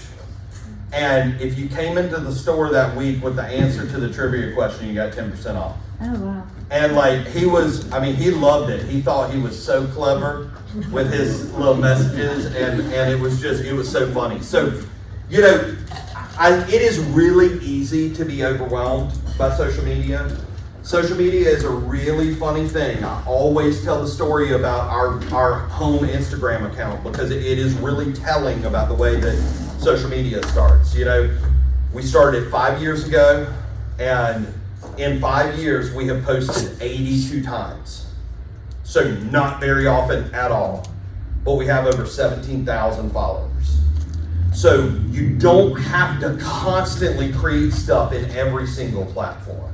Now, when you start to think about these and you look at this kind of 5-day worth of content, that number 1, the Monday post, that easily converts over to Instagram. You can set that up as a dual platform. You don't have to create everywhere all the time. This is just a general approach that makes it seem a little less daunting. Tom? So, a technical question. We're talking about the different channels. You've got Facebook, Instagram, Twitter, TikTok. Who are the different types of users? And if you're a typical Main Street program, where should you be investing your time on which channels. And then part C is if you have like a Hootsuite type multi-channel post scheduler, the way that you post something in Instagram is going to be different than you want it to come through in Facebook. So how do you tailor your messaging for the different types of platforms? So I'm going to give you an answer that probably you don't expect from a professional who wants to sound smart. Because if I'm being completely honest, I think that we always try to inform our directors of the right and wrong way to do things. And at the end of the day, the right answer makes it very apparent to us to do it correctly. We can't do it correctly because we don't have time. And therefore, we just don't do it. Because we're now armed with the knowledge that we're going to be doing it wrong.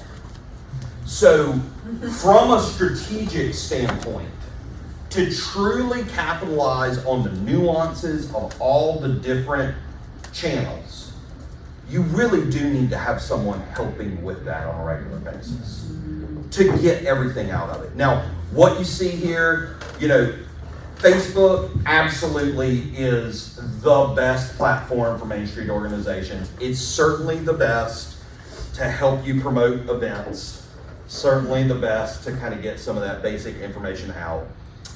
Instagram has changed. Instagram got envious of TikTok. Instagram tried to make itself too much like TikTok. There's now a pushback from the content creators. And what we're seeing is a re-simplification of Instagram to really being about photos. Twitter, day of, like begging for volunteers maybe, if it scares you at all, just stay away. And then, TikTok can be remarkably fun. I haven't seen a lot of Main Street programs that are in a mental space to have that much fun. I've got some people that are creating stuff, but it's not like super great. TikTok seems to be, I'm seeing more cool stuff happening on the store owner level with TikTok. So I think that the thing that I would say realistically is understand that it can all get a lot more complex. But if you focus in on creating a regular stream of content that can be scheduled and be programmed with a focus on Facebook, I think what will happen is you and your board will start to realize the impact of enhancing the quality and consistency of your messaging.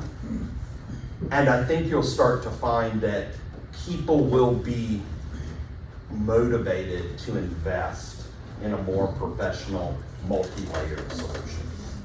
And it needs to move towards more of a support model. Yeah. So in looking at the past slides on the lures and doing what you call it, agendas types, and then this, what's your advice on who you pick and choose to not hurt someone's feelings because they think when you post a Taste Tuesday possibly, why is their menu not on there, kind of thing. I'm just thinking logistically. Yeah, absolutely. So here's the deal. Take Taste Tuesday. You draft an email to all the restaurateurs. Hey, we're launching a new social media plan. We're going to be featuring restaurants every Tuesday.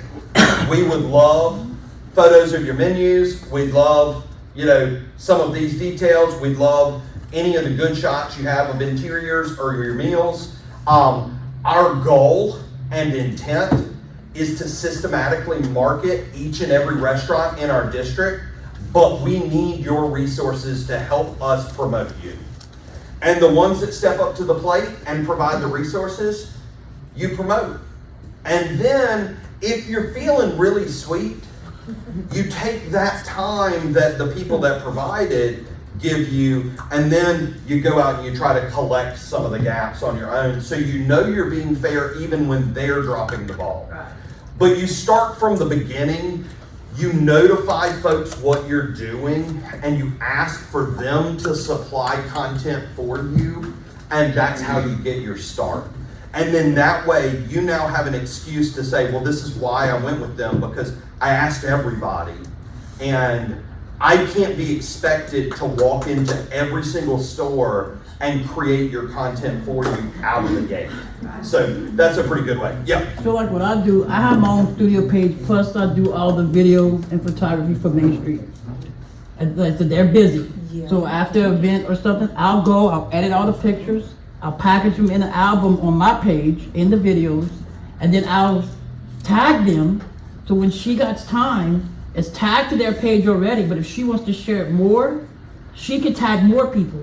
And then I tag the businesses too, and then it's like B&A Bank. Every time I tag B&A Bank in something Main Street did that they were part of, they shared that post too. And then we're all tagged in that one post going out to everybody.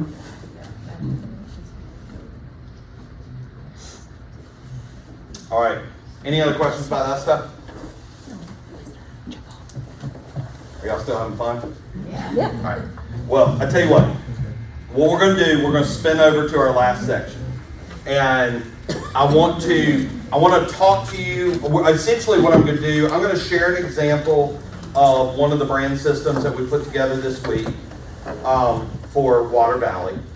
And then we'll just kind of open it up for kind of some Q&A and just really questions, any questions that you might have. So this particular one was, it was a little different, so I want to share it because I think it's got some kind of interesting stuff to go through. So for those of you that have not been through a branding process, there are a couple different components that we always want to focus in on. You always look at what a community has already. Water Valley had some kind of interesting dynamics. They have a town seal that no one knows exists except for on a flag. So that was kind of a weird one. Then they are the Water Valley Blue Devils. So they stole the blue from Duke, the mascot from Duke, but the logo from West Virginia. So you got that. You got police, which is police, like running just like they should, Angry Eagle and everything. And then, Arts Council. So the thing that was really interesting, though, about Water Valley, and this is where, like, when you go through a process and you look at your community and you kind of figure out what the flavor is. Every community really is very different. And this brand system ends up being built off of a combination of kind of a defined palette of colors, an approach to typefaces, the graphics and graphic style that you use, and then the message. But in Water Valley, they had a board member who created a wind down logo there, which was really nice, had a very bright, or very appropriate color palette that was actually derived out of a lot of the building colors in the district. The only thing that I did with the palette, it was actually the 7 colors except for the blue in the top corner. And I added in the blue as a bridge color to connect to the school blue, the Duke Blue Devils blue. So that I knew that when the school stuff sat beside the community stuff, that there was at least this bridge connection between the two. So trying to think a little strategic with that. When you have a color system, I think a lot of times the way most communities work, it's kind of like, well, what's your brand colors? Well, they're red and green. And it's like any red will do. So it's like, it don't matter whether it's tomato or cherry or blister, blood blister, like any red is fine. So by defining these, by giving you all the different color definitions, you kind of have that color consistency. You make sure that you create and use those colors to create visual connection throughout the board. And then even looking into things, making sure that you've got these different color shadings defined so that you really understand, like, how does your system work if you have color blindness. This is stuff that you never really think about. And this is really great components to have as part of that system. But the thing that really struck me in Water Valley was around every corner, you saw these amazing, like, touched by hand-painted signs and murals by Mr. Bill Warren. And there's a certain organic nature to hand lettering. The letters are beautifully imprecise. You know, they're not perfect. And that not perfect is kind of the perfect capturing of what we love about places. They're like perfectly not perfect, you know? So that really was the inspiration for the basis of this whole system. And Water Valley kind of ended up with a non-brand system, if that makes sense, where a lot of times they create a really strong logo system, and that logo system creates consistency, and you build value through consistency of use. There, what we did was we actually created what we called the Warren Collection. And it was a whole collection of hand letter sign typefaces that represented and mimicked the different styles that Mr. Warren had used in the signage throughout the community. So what we were giving them was we were giving them the digital capabilities to recreate the look and feel that the actual place had. And when you have 8 or 9 different typeface families, you do open a bit of a can of worms. It's like, oh, okay, so what does that mean? This looks like it's going to be hard. So we started to dig in. We started to look at like reference imagery that already existed. Got this great sign there. Got old historic marketing imagery, and all of this stuff starts to kind of culminate in a look and feel that we want for them. And you know, Water Valley is what, 3,500? 33. We're going to go with smaller. We're always going to lean on the smaller side of this. Water Valley is a really interesting place, and especially for its size. So what we did was we kind of pulled this all together, and we're like, let's own it. Let's be Mississippi's coolest small town. And are there towns smaller than ours? Absolutely. But they ain't as cool as we are. And are there towns that are as cool as we are? Maybe. But they're not as small as we are. You know? And it's like, it almost gives you that perfect little caveat. And so like you start with a system to introduce the concept, but this is not the end all be all. Like this is not your logo. It's just a platform. And then all of a sudden what you start to have happen is whether you're referencing the depot sign, whether you're referencing the old postcard, you actually convert those into these new graphics that now become a visual system to tell this story. So now it's not about a logo, it's about a style, it's about a voice, it's about a tone in which you kind of tell the story. You know, we heard about the watermelon drop. You know, when you have a connection like a watermelon, man, people love to slap a clip art watermelon on it and call it done. So how do you go from theme to theme without having those themes becoming dictators of your entire look and feel? So figuring out how you can go in and simple message adaptations, always fresh, always delicious, you know, hitting on the watermelon. Jumping over to Casey Jones, my Lord, a railroad can own your imagery if you want to put a train on it. And then all of a sudden it's like, oh, we're just jonesing, you know, like it's fun, it's easy, it's simple. And it starts to set this tone. They might or might not have been the place where the largest crappie in the state of Mississippi was caught. So we're going to take that and run with it. The world's largest crappie. World's largest. Might or might not, right? Continues to be. You know, so, you know, I mean, feels so big. Like, size matters. We can do this all day long. So, you know, going through and then even finding these cool little things. This is actual in the pharmacy. You know, they got this great old soda fountain, and Water Valley is kind of carved into it. So taking that stuff you find and turning it in your imagery to tell your story. They have the grove, we have the groove, like understanding the relationship we have to the communities that are next to us and kind of taking it and being able to give you that opportunity to tell those stories. When you're there, they refer to it as the valley, you know, and so like understanding vernacular, understanding the way that your people refer to yourselves and building that into your system is really, really important. So you start to see it's not a single logo, but instead it's a way of telling your story.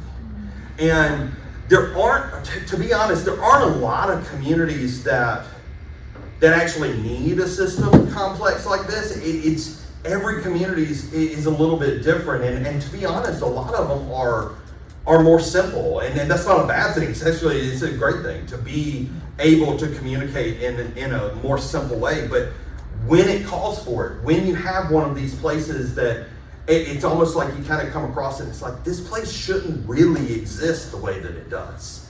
And that we need to make sure that we own that challenge.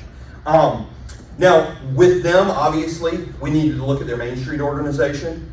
In Water Valley, we had a very distinct goal of wanting to make the Main Street organization be the coolest kids in town.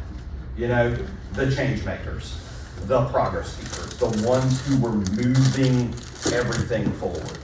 So we introduced this really, really simple, you know, logo system, keepers of the cool, like, you know, we're giving them all that stuff. You got that fueled by Main Street, powered by Main Street, those little attributions, letting people know the things that you do, using the colors to help just hint off of that 4-point approach. Being able to kind of take that and have things. I created board cards for a lot of you, these impact cards, letting people know that your board members are shopping in the district, they're spending in the district, they're creating this support throughout the district. And then we look at the events. This was the Wind Down logo that existed. It was the inspiration for the whole color palette.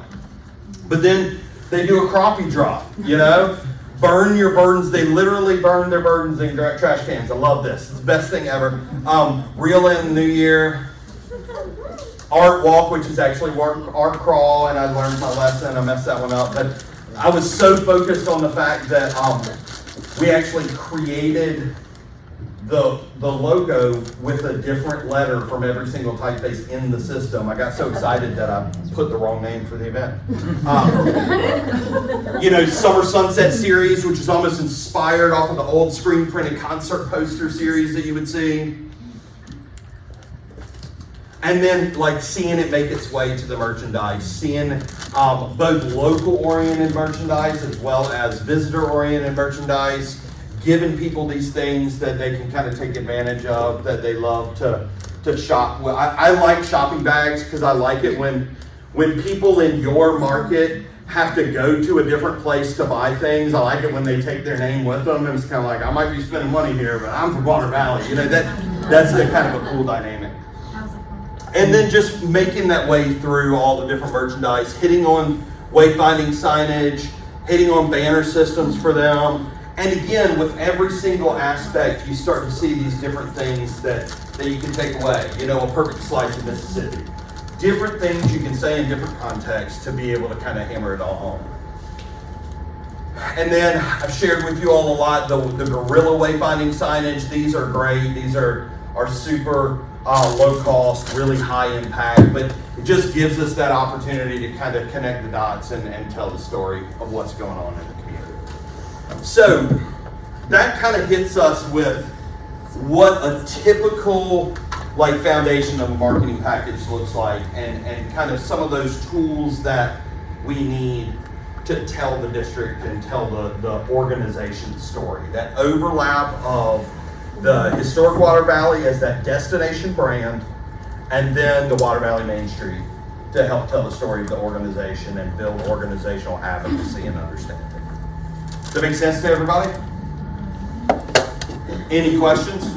I have a question. Yep. Are you the graphic designer? Yep. These are fantastic. Thank you. And do you have a base logo for most of your communities? I mean, obviously you've got a whole range of approaches here, but like in Florida, we're just we're taking our baby steps. You know, we're looking for an easily recognizable logo, probably an F with a leaf as the crossbar, right? Yeah, Something yeah. simple. It would be a very, very base system. You would typically have a horizontal, vertical version of it, so several different lockups. But yes, the typical approach would be kind of a standard destination logo platform, and then you move into your event expansion from there. So this is one of the few communities that kind of warranted a more broad spectrum from a communication standpoint, which is kind of interesting because it's like you think about Starkville, and Starkville, to be big and a lot going on, a lot of investment, their community brand, Starkville, Mississippi's college town, it's actually remarkably singular.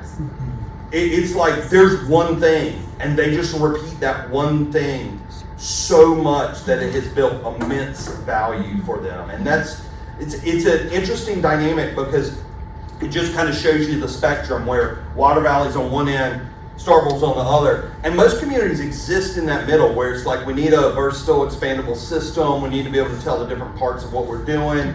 You know, in Pontotoc yesterday, we gave them ways that they could kind of talk about different areas of interest, but it's all based off the same platform and same logo.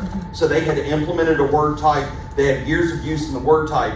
And we just came back in and gave some additional layers of kind of storytelling that was built into that brand. So yeah, typically you're going to start with one system and really kind of hone in on just being able to be consistent and connect the dots around the place. Other questions?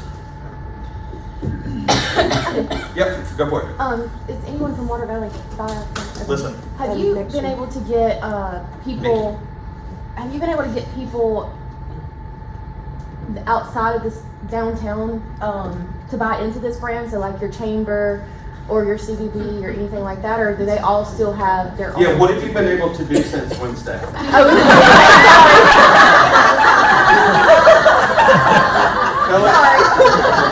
us about your progress. That was your reveal to her of her logos. Yeah, it's 2 days old. Okay. I will say, it's more, I think Water Valley is a little different. Maybe you can probably reiterate this, but we have, there's so many groups and stuff doing things, and we're kind of like, nobody really has a branding across the board. So the city knows that we were doing this, and they're completely on board with, I've really talked Ben up before he came and talked about how fabulous he was, and they trust that, we're going to be able to help them with this branding stuff as well. As far as the chamber, it's just a different dynamic there. I don't know. We are meeting with them, and we have kept them in the loop. We don't have a tourism office or anything like that. So it's us and the chamber and the city, and then of course all your other civic organizations we have in town. But those are that's just really the extent of it. And I think we have the opportunity. My board was telling Ben when he was there. We have the opportunity to kind of leading the way with what we should do with this community branding because there's really no one doing it yet. Ben actually suggested we share it with our retailers so that they will call us out. Yeah, And the they'll do a better retailers- job of it than we will. Yeah. They do it every day. So a as lot soon of as them, we so. have this final presentation, Thursday? Is it Thursday morning? Or Wednesday? Wednesday morning. Yeah. Wednesday morning, some of my board members, shared it with the retailers, and I had 2 retailers come to me and were ready, like, what can we do? I was like, I don't have anything yet. We just found out about it. I was like, but when we do, we'll be implementing it. We're coming up with an implementation plan. So, I think everyone in Water Valley so far, the ones that know, are excited and ready. Trust the organization to move forward with it. Were you gonna say something, Mickey? Yeah, I was going to say something. So, Alyssa's handling it now, and I handled it for a dozen years in Water Valley. And in the beginning, there was a lot of branding suggestions, and we wholeheartedly rejected that. We didn't want to be branded by a number of things. MDA suggested brandings, the brother suggested a branding, and we kind of rejected it. We didn't see ourselves fitting into that kind of mono niche that a lot of people suggested. And so we worked really hard to be unbranded. And the thing we worked very hard on is something you mentioned, which was we sold Water Valley on Water Valley. It was internal marketing. We weren't trying to bring in tourists. We were just trying to sell the town on itself. And that was the thing we worked the hardest on. And this part of the hills, like geographically, they're in the center of the National Heritage Area. This is actually more of a localized message, even though it seems like a regional position message. It's actually a little bit more of a local relevancy message. Can I ask something? Yeah. We thought New Albany was the hardest. I know you did, but we did a different kind of geography. But So. my point is, can we both use it? Absolutely. Okay. Yeah. Because you can also, like, that middle one, look at middle one, Trail Town, Treasure on the Trail. Right. So the connection to the Tanglefoot is huge. That's the Trail Town strategy. And then the top, downtown, just your style. Like, this is it's just a very, very simple retail-oriented strategy. Pontoac's got some really, really great boutiques, and they're boutiques that cluster together nicely with minimizing overlap in their product set. And we had one of the retailers with us in the input meeting, and I, without really even knowing, had been following along. She is unbelievably savvy, and she owns a boutique called True Blue. The way that she uses online, the way that she sells her product, and so being able to kind of give them that was really, really important. But then we also introduced this idea of your perfect place. Your perfect place to shop, your perfect place to ride, your perfect place to grow. Anytime you can discover a word inside your word, people think it's the most clever thing that's ever happened. But you have to think about it from an essence standpoint. It is, everyone loves to discover something hidden inside something they know. And that's really what we want our people to do with our communities, is discover new things inside something that they thought they knew. So this is a really great, simple, expandable system that they could kind of play off of. And then from an organization standpoint, we really focused in on Chamber Main Street. And they've got the Bodoc Festival, and if you've ever seen a Bodoc, it looks like a really perfectly round brain. So we kind of were playing off of that with this kind of stylized icon, but again, giving them that opportunity to really tell the story. Right now they're the Pontoac County Chamber of Commerce and Main Street Association, or so it's like your business card has to accordion fold to have your whole organization name. So being able to take that Chamber Main Street idea, tell that story. So it all kind of connects the dots. It all kind of fits into the system. And honestly, a lot of our Main Street organizations, we actually need very similar tools. We need to communicate locally in a similar way so that we start to create this broad-based understanding and advocacy for the impact that this Main Street network makes.